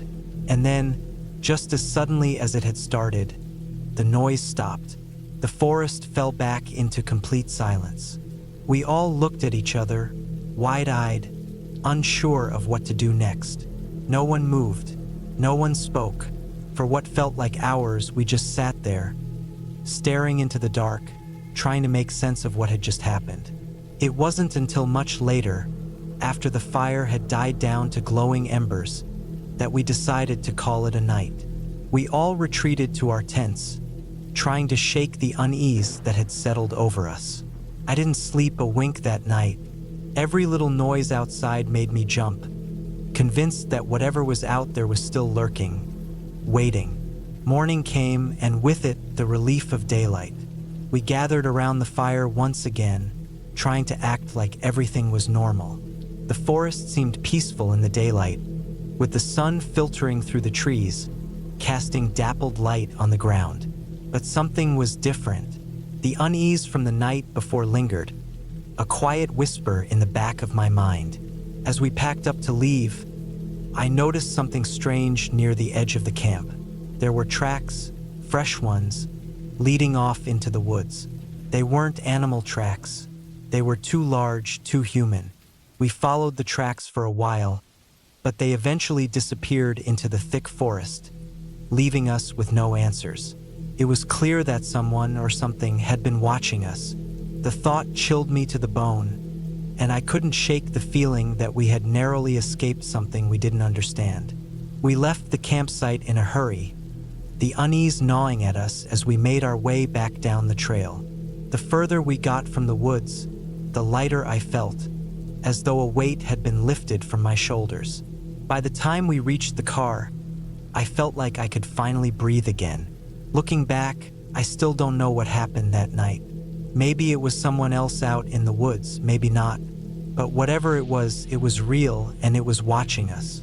And I'll never forget the feeling of being so small, so vulnerable, out there in the wilderness. The rest of the trip passed without incident, but I couldn't shake the feeling that I'd been lucky to get out of that forest unscathed. I've been on other camping trips since, but I always stay closer to the more populated areas now.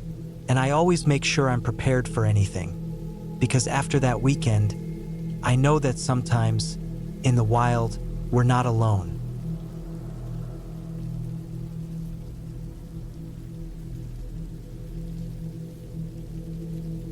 It was supposed to be a simple weekend getaway. Just me, the tent, and the woods. A few days to unplug and get some fresh air, away from the noise of daily life. But that all changed when we got deep into the forest. I had been to these woods many times before, even camped here on my own a few months back. But something felt off this time. I couldn't quite place it. It was as if the trees were taller, the shadows darker, and the air colder than usual. I set up my tent early in the afternoon. It wasn't too cold yet, and the sky still had some daylight left. I could hear birds, the rustling of leaves, and the occasional distant sound of something moving through the woods. All things that should have made me feel safe. I had everything I needed: food, a fire starter, a flashlight, and a sleeping bag.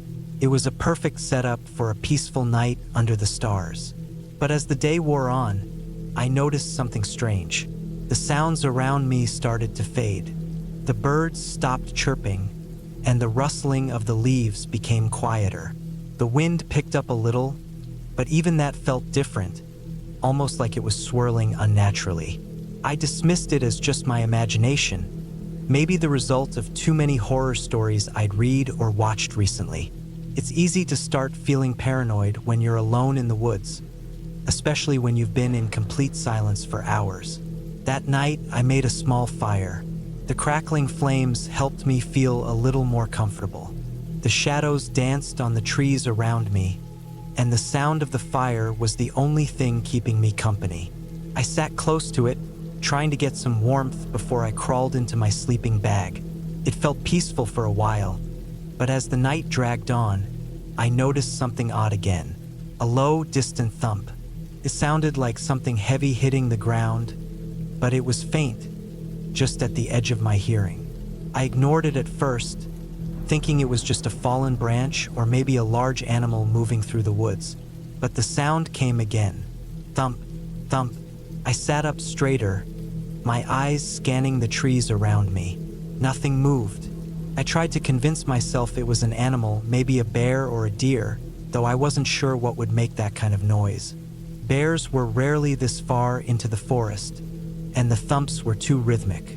After a while, it stopped, and I relaxed again. The fire was dying down, and I decided it was time to call it a night.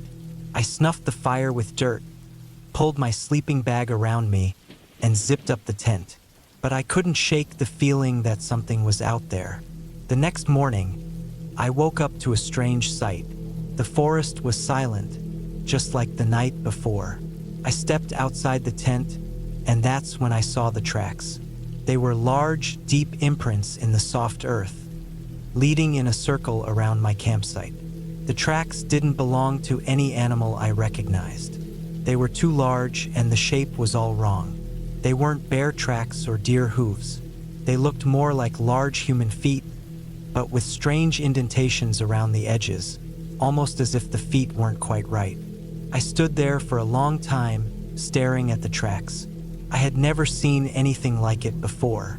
My heart began to race, and the peaceful morning suddenly felt oppressive. The air felt thick, and the shadows seemed deeper than before. Even though the sun was up, I decided to pack up and leave. The forest didn't feel safe anymore. As I started to break down my tent, I noticed something else. The branches above me, the ones that had been moving with the wind earlier, were now completely still. No breeze, no rustling. Just silence. I grabbed my things, stuffed them into my backpack, and started walking back down the trail. I had only walked for about an hour when I heard the sound again. A thump, a heavy, deliberate thump, not far behind me. It was the same sound as the night before. I stopped dead in my tracks, my breath catching in my throat. I turned slowly, but saw nothing. No animals, no people, just the quiet forest, the trees, and the faint rustling of leaves in the distance. My heart started to race, but I told myself it was nothing. Maybe a deer or even a fallen tree, though the sound didn't match either of those. But then, another thump, closer this time. My feet froze. I couldn't move. The sound was unmistakable now. Whatever it was coming closer. I felt the hairs on the back of my neck stand up, and the instinct to run surged through me. I turned and bolted down the trail, as fast as I could manage, trying to ignore the pounding of my heart and the frantic thoughts racing through my mind. The thumping sound followed me, growing louder and louder, almost in time with my own footsteps. Every few seconds, I would glance behind me, but there was nothing. Nothing but trees and the dense underbrush. The trail ahead seemed endless, and no matter how fast I ran, I felt like I wasn't getting any closer to safety. My legs were starting to ache, my breath shallow and ragged. I needed to stop to rest, but I couldn't. Whatever was behind me wasn't stopping, and I knew that if I slowed down, I might not make it out of these woods. Then, just when I thought I couldn't take another step, the thumping stopped. I froze again, not sure whether to be relieved or terrified. Was it gone? Had I outrun it? I didn't dare turn around, afraid that if I did, I would find something I didn't want to see. Minutes passed. I slowly started to calm down, my breaths returning to normal. The woods were quiet once again, the air cold but still. I dared a glance behind me, and for the first time since hearing the thumping, I could see nothing. The trail was empty. I kept walking, slower now, trying to get out of the woods. I had no idea what was behind me or if I was just being paranoid, but I wasn't taking any chances. When I finally reached the edge of the woods, the sun was low in the sky. I was exhausted, my legs sore, my heart still pounding, but I made it. I stumbled into the clearing near my car, and for the first time in hours, I allowed myself to breathe deeply. I got in my car, locked the doors, and drove off without looking back. As I drove away, I couldn't help but feel like I was being watched. But when I finally pulled onto the highway, I knew that whatever had been following me was left behind in the forest. I never went back to those woods, and every time I think about it, I remember the thumping sound and the tracks. I don't know what they were. I don't know what was following me, but I know one thing for sure.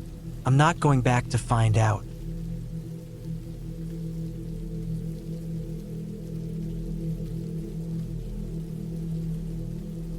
I had always loved the outdoors. There's something about the quiet. The air so fresh it feels like you're breathing new life into your lungs, and the scent of pine trees all around. So when I finally decided to go camping alone, I felt more excited than anything. No one else to deal with, just me and the wilderness. The weather was perfect, sunny with a slight breeze. It was mid-autumn, so the trees were starting to change color, the leaves orange and gold, giving the whole forest a golden hue. I found a spot deep in the woods, far from any crowded campsites. It was quiet, too quiet in a way, but I didn't think much of it. This was my time to escape. I set up my tent quickly, then unpacked my gear, sleeping bag, flashlight, some snacks, and a little stove for boiling water. I was ready to settle in for the night. As evening fell, the temperature dropped. The forest around me, though still silent, felt different. It was like the usual peace had turned into a stillness that made my skin crawl. I tried to shake off the feeling. After all, I was just camping alone in the woods. Nothing unusual about that. The sunset was beautiful, casting long shadows across the campsite as I started a small fire. The flickering light danced, making the trees around me seem alive in their own way. I sat there for a while, enjoying the crackle of the fire and the night air. But as the fire burned down to embers, I noticed something strange. There were no animals, no rustling of leaves or distant calls of coyotes, just silence. That didn't seem right. Normally, even at night, the forest would hum with life. I shrugged it off, telling myself it was just the time of year, the animals probably hibernating or nesting somewhere deeper in the woods. But then, just as I was about to call it a night, I heard something, a rustling in the bushes. It wasn't the typical noises of small animals moving through the leaves. This was heavier, like something bigger was moving nearby. My heart skipped a beat, and I tried to listen closer. At first, I thought it might have been a deer or some other large animal, but the sound was too deliberate, too consistent. It was as if something was circling my campsite. I grabbed the flashlight and shone it in the direction of the noise. The beam of light swept over the area, but I couldn't see anything. The bushes were still. Yet, the feeling of being watched, of something lurking just beyond the reach of my light, made my skin crawl. I sat there, frozen, unsure of what to do. My mind raced through all the possible explanations. Maybe it was a bear, maybe a mountain lion, or just a trick of the wind. But the longer I sat there, the more uncomfortable I became. The rustling didn't stop. In fact, it seemed to get closer, like whatever it was coming toward me. I stood up slowly, trying not to make a sound. My mind was telling me to stay calm, but my instincts were screaming at me to get out. I decided to gather my things and leave. It was probably nothing, but I wasn't going to wait around to find out. I reached for my backpack, but as I did, I heard something that made my blood run cold.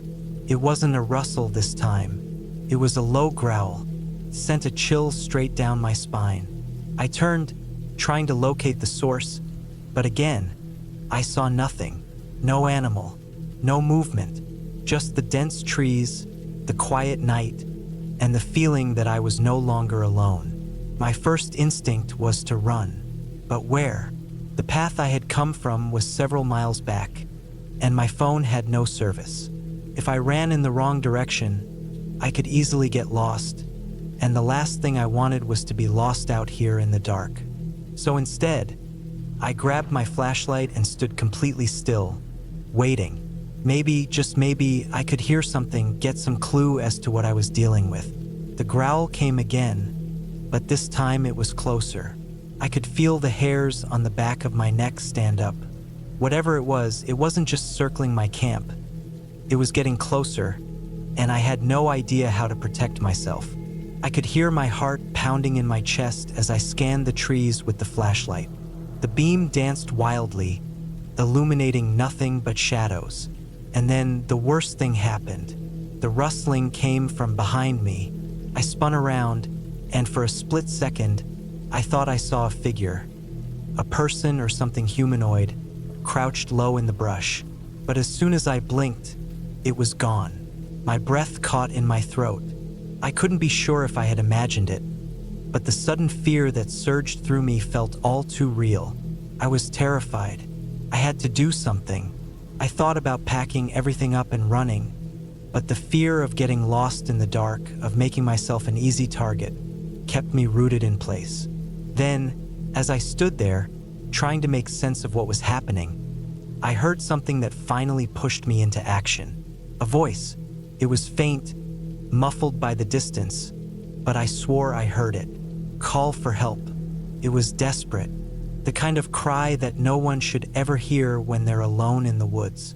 I felt a surge of panic. Was someone else out here? Was someone in trouble? I couldn't just sit there, not knowing if someone was in danger. Without thinking, I grabbed my gear and started moving toward the sound. The voice seemed to come from deeper in the woods, and I followed it, the flashlight bobbing as I moved quickly through the trees. But the deeper I went, the more the air seemed to thicken, the more oppressive the atmosphere felt. It wasn't just the trees anymore. It felt like the whole forest was closing in on me. I don't know how far I went, but the voice stopped. It was silent again. The eerie stillness of the forest pressed in around me, and I realized how stupid I had been to venture this far. I stopped, listening for any sounds, but there was nothing. No growl, no voice, just the echo of my own breath. I turned around to head back to camp, but something caught my eye. It was a flash of movement, quick and sudden. I swung the flashlight in its direction, but all I saw were the trees. I stood still for a moment, unsure if I should keep going or turn around. The longer I hesitated, the more I felt the weight of something unseen, lurking just out of sight. My pulse raced. I had to get back to camp, fast. I began walking in the direction I thought I had come from, but everything looked the same. The trees, the ground, the shadows, everything was unfamiliar now. I started to panic. How had I gotten so turned around? The camp wasn't that far from here. I stopped again, trying to calm myself. The flashlight flickered, the beam weak and erratic as I struggled to keep it steady. That's when I heard something else. A snapping twig, followed by a heavy thud, like something large was moving. Slowly, I turned around, heart hammering in my chest. I was no longer alone.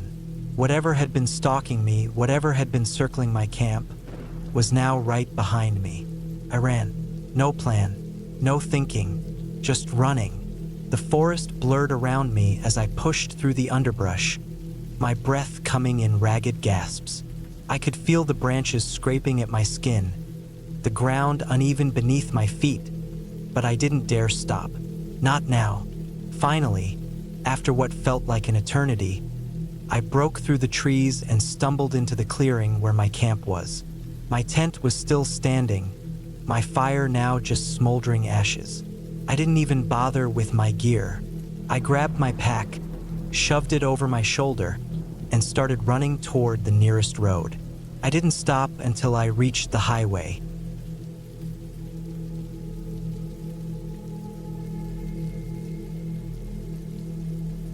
I had never really been much of a camper before. Sure, I'd done the usual hikes in the mountains around Vermont, and I had some friends who were into outdoorsy stuff. But those weekend camping trips with tents and campfires, that was something I usually watched from the sidelines. So when I finally decided to take a solo camping trip, it was kind of a big deal for me.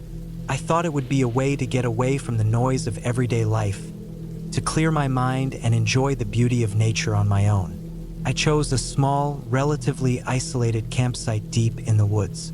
It was a place that locals knew about but didn't get much traffic. The kind of spot you'd need to know someone who had been there before to find. Perfect for someone like me, looking for solitude. I had done some research, mapped out the area, checked the weather forecast, and packed my gear. Tent, sleeping bag, a good knife, flashlight, and enough food for a few days. I even brought some books to read and a journal to write in, thinking I might finally get some peace of mind. When I arrived, it was late afternoon. The sun still high in the sky, but starting to dip a little, casting everything in a soft, golden glow. The trail that led up to the campsite was narrow and winding, lined with dense trees and thick underbrush. The air smelled fresh, earthy, with that slight tinge of pine. I felt good about it, excited even. Setting up camp was easier than I expected. I knew the basics of pitching a tent, and soon I had everything laid out. The fire pit was already there, surrounded by stones, and the area was clear of any major debris. The smell of the forest was all around me, and I could hear birds chirping in the distance. There was a small creek nearby, its trickling water providing a peaceful background noise. By the time night fell, I had a small campfire going, the orange flames flickering and popping as I sat on a log, warming my hands. I ate a quick meal, just some granola bars and trail mix, and decided to call it a night. The woods had quieted down. The usual evening sounds of rustling leaves and distant animal calls had faded into a deep silence. But the silence wasn't peaceful. It was unsettling. It felt like the woods were holding their breath, waiting for something. I brushed it off at first. It's probably just the unfamiliarity of being out here alone. I got into my sleeping bag, zipped it up, and lay there staring at the tent ceiling, listening to the faint sounds of the wind rustling through the trees. That's when I heard it. At first, it was so faint I thought I was imagining it. A soft scraping sound, almost like something dragging across the ground. My heart skipped a beat. I sat up, trying to listen closely, straining my ears in the dark. The sound came again, a bit clearer now. Slow, methodical. It seemed to come from the direction of the trees, just beyond the clearing where my campfire had burned out. I didn't know what it was, but it made my skin crawl. Maybe it was an animal, some kind of scavenger, or perhaps a branch rubbing against another in the wind. But it didn't quite sound like that. I grabbed my flashlight and unzipped the tent just a little, peeking out. The beam cut through the darkness, shining across the trees, illuminating nothing but the usual forest shadows.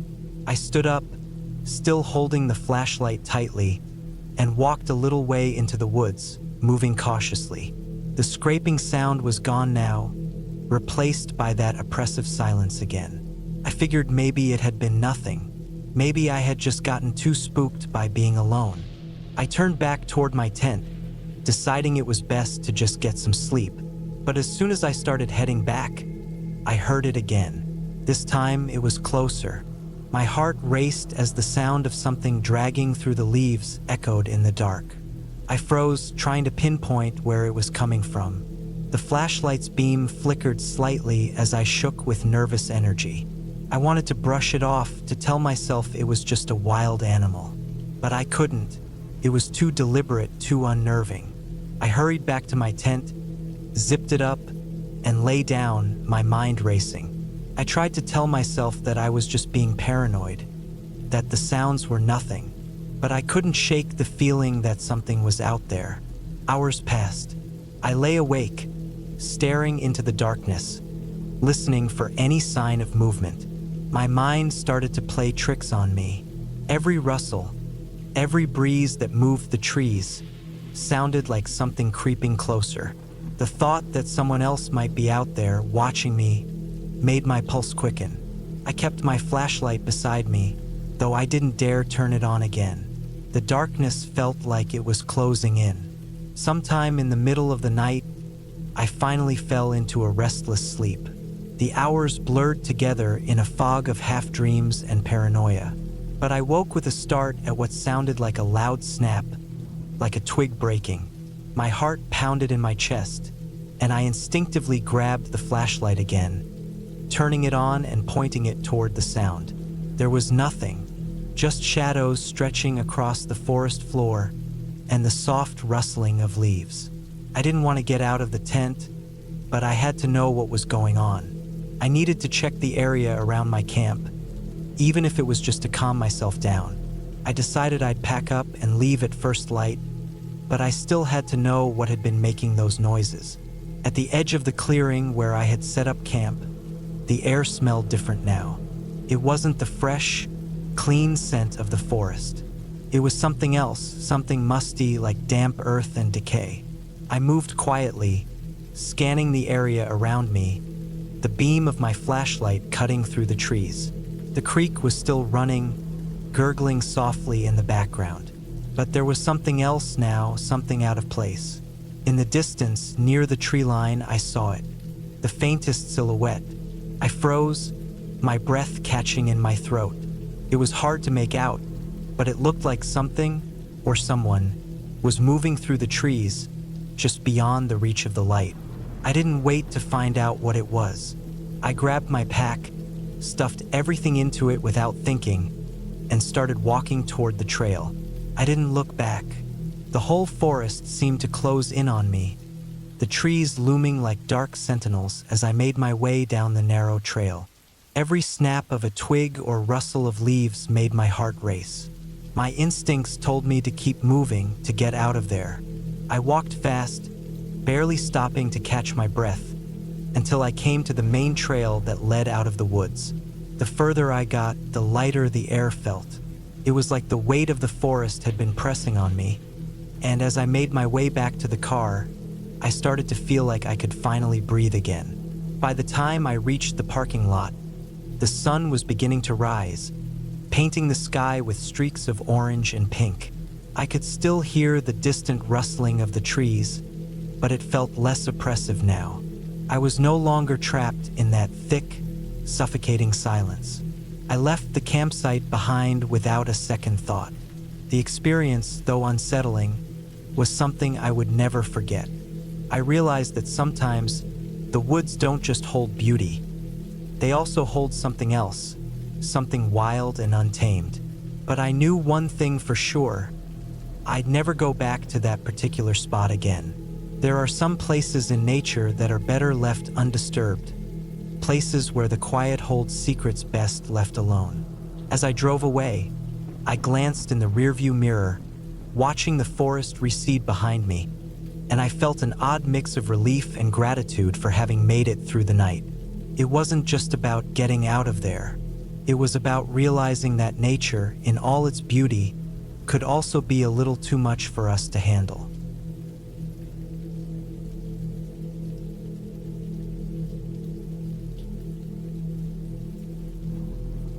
I had been looking forward to this trip for months.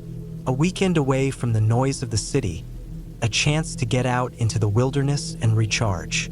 I packed my gear, double-checked everything, and set off early that Friday morning, hoping to reach the campsite before it got dark. The drive was peaceful, just me and the open road, trees lining the sides, the sun breaking through the clouds here and there. I had chosen a remote camping spot, miles from any towns or large roads. The area had a reputation for being quiet, untouched. It was exactly what I was craving: isolation, serenity, and a break from everything. The only people I expected to see were a couple of hikers or maybe a few campers further down the trail. The hike to my campsite wasn't too long, maybe a couple of hours, but it was tough enough to get the blood pumping. The forest was dense with towering trees, the scent of pine thick in the air. Birds chirped above, and the soft rustle of the wind moved through the leaves. For a while, I just took it all in, breathing deeply, feeling like I could finally leave the stress of daily life behind. When I reached the clearing where I planned to set up my tent, I felt a sense of relief. It was exactly as I remembered it from the map: a small, peaceful area beside a stream, surrounded by dense trees. There was an old fire pit, probably left by previous campers. I set down my pack and started unloading my gear. Tent, sleeping bag, food, water, everything was laid out in a neat little campsite. Felt good to be away, out here on my own. As the sun began to dip lower in the sky, I started a small fire. The warmth felt good, especially as the air started to cool. I cooked some food over the flames, a simple meal, nothing fancy. I ate in silence, listening to the crackling of the fire and the occasional splash of water from the stream nearby. I could feel the solitude settling around me, but it didn't feel lonely, just peaceful. But as night settled in, something shifted. The air felt colder, and the noises of the forest seemed to grow louder. The wind had picked up, rustling the branches high above, and I could hear the distant calls of some nocturnal animals. There was something unnerving about the sounds. I couldn't place it, but it wasn't the usual sounds you hear on a camping trip. I finished eating and sat there for a while, staring into the fire, trying to enjoy the moment. The peace I had been craving now felt fragile, like something was waiting just beyond my sight. I brushed it off, told myself I was being silly. After all, I was alone in the wilderness. Of course, it would feel different. I decided to get some sleep, so I headed into my tent and zipped it up, pulling my sleeping bag around me for warmth. I turned on my headlamp and scanned the interior of the tent, checking my surroundings. The shadows flickered from the fire outside, casting eerie shapes on the tent walls. It was comforting at first, but as the night grew darker, I started hearing things I couldn't explain. At first, it was just the sound of twigs snapping in the distance. It wasn't unusual, considering how many animals roamed these woods. But as the sounds came closer, I couldn't help but feel uneasy. I lay still, listening, my heart beginning to race. The rustling stopped for a moment, and all I could hear was the wind and the occasional crack of the fire outside. I chalked it up to wild animals, maybe a deer or something bigger. Still, the feeling of being watched wouldn't leave me. I grabbed my flashlight and shone it out of the tent, scanning the area. The beam flickered across the trees, illuminating the empty darkness. Nothing. But then I noticed something strange. Just at the edge of the beam, there was a shadow, a figure standing motionless. I blinked, thinking it was just my mind playing tricks in the low light, but when I looked again, it was still there. I froze. It wasn't moving, just standing. I quickly turned the flashlight off, hoping to get a better look, but the figure was gone. My heart pounded. Was I seeing things? Or was there someone else out here? I lay back down, trying to steady my breathing. The night dragged on, but the uneasy feeling refused to leave. I kept thinking I saw movement at the edge of the campsite. Shadows darting through the trees, shapes that didn't belong. It felt like something was out there, watching me. I woke up several times throughout the night, unable to shake the feeling that I wasn't alone. Every small sound made my heart race. Each crack of a branch, every rustle of leaves seemed to carry a warning. But every time I checked outside, the clearing was empty. The next morning, I woke to the sound of birds calling, the sun already rising above the trees. I hadn't slept much, but the new light made everything feel less ominous. I crawled out of the tent, stretching, trying to shake off the restless night. The forest was still as beautiful as I had remembered, but something was different now. The peacefulness had shifted, replaced with an undercurrent of tension that I couldn't explain. I decided to pack up my things and head to a different part of the woods, hoping a change of scenery would ease my nerves.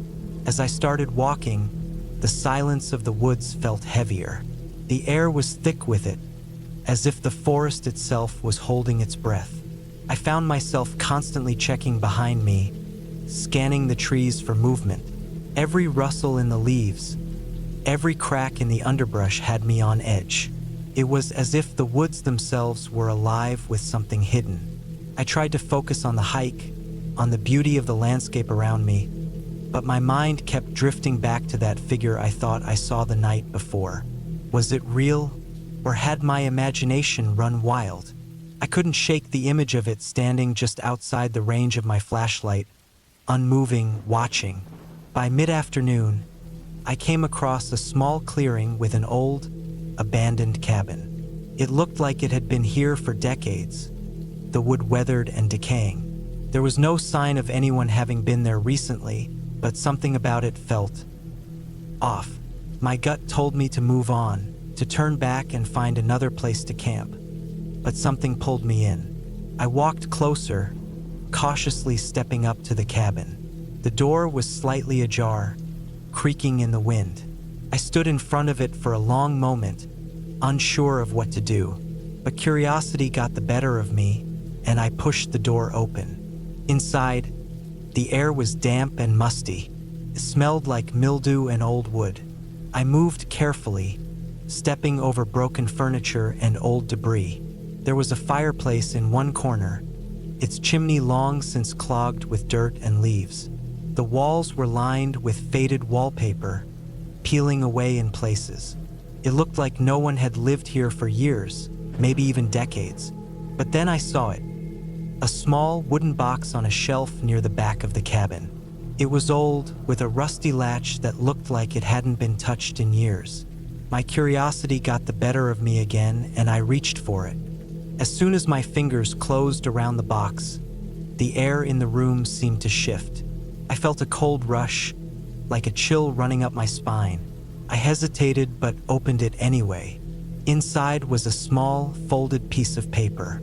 I unfolded it, and as I read the words, a cold fear washed over me. "Leave now, before it's too late." The words were hastily written, the ink smudged in places. I stared at it for what felt like hours, the blood draining from my face. Suddenly, a loud thud from outside the cabin made me jump. My heart raced as I dropped the paper, bolting toward the door. I didn't look back. I ran. I didn't care about the backpack I left behind, the fire I had left burning, or even the cabin. All I cared about was getting out of there. My footsteps pounded the forest floor, my breath ragged as I sprinted through the trees, branches whipping at my face. The feeling of being pursued, of something closing in on me, pushed me to run faster. I didn't stop until I reached my car. I fumbled with the keys, my hands shaking, and threw open the door. Without a second thought, I started the engine and drove. I didn't look back. The drive home was a blur. I barely remembered it. The only thing I could think about was that cabin, the note, and the feeling that something had been watching me the whole time. I haven't been back to those woods since. I don't think I ever will.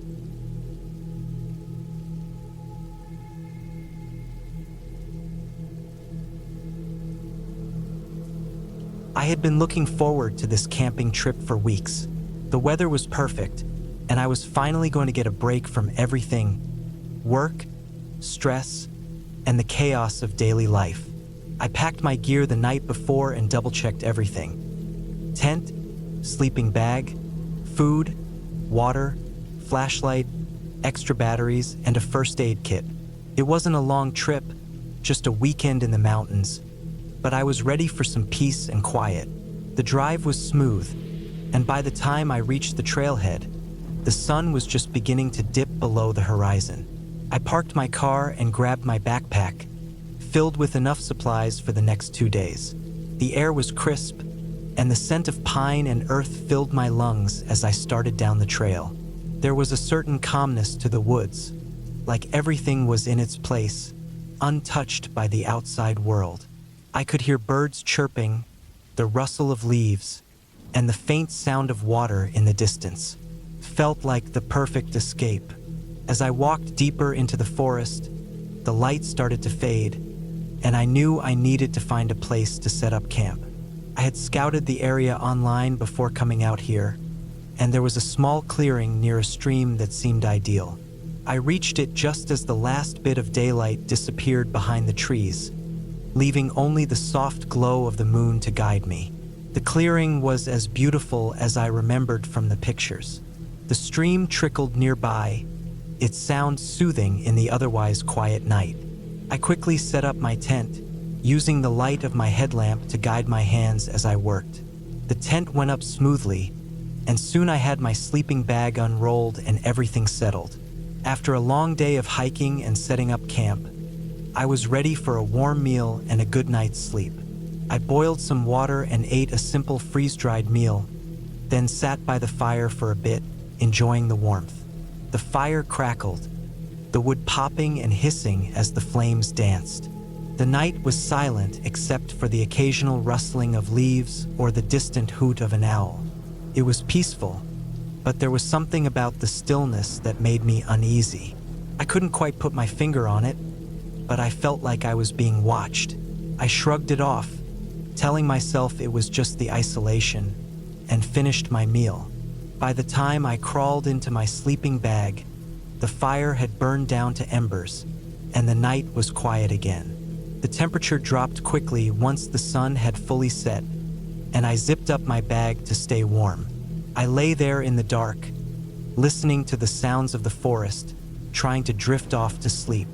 But sleep didn't come easily. My mind raced, and I kept hearing odd noises in the distance. Twigs snapping, something moving through the underbrush. I tried to ignore it, but the unease grew. Then I heard it, a soft rustling right outside my tent. I froze. It wasn't the wind. This was something different. My heart began to race. I strained my ears, waiting for another sound, but nothing came. I slowly reached for the flashlight by my side and turned it on. The beam flickered to life, casting long shadows inside the tent. I held my breath, staring at the door, waiting for something, anything, to move. But there was nothing, just the silence of the woods, as if nothing had happened. I sat there, frozen in place, my mind racing. Should I go outside and check? What if it was a wild animal? Bears and mountain lions were common in these parts, but they usually kept to themselves. I had read the warnings about making noise and keeping food sealed properly to avoid attracting them. But there was no sign that anything had disturbed my camp. After a few minutes, I convinced myself it was just my imagination. Maybe a branch had fallen, or a small animal had brushed against the tent. I tried to calm my nerves, telling myself there was no danger. I turned off the flashlight and settled back into my sleeping bag, trying to shake the feeling of unease that lingered. But then, it happened again. This time it was louder, a definite scraping sound against the side of the tent. My heart skipped a beat, and I grabbed the flashlight again, this time turning it on full blast. I could feel my pulse in my throat as I stared at the door of the tent, the beam of light trembling in my hand. I didn't know what was out there, but I could feel that it wasn't something small like an animal. It was too deliberate, too persistent. I listened, hoping for the sounds to stop, but they didn't. It was as if whatever was out there was circling my tent.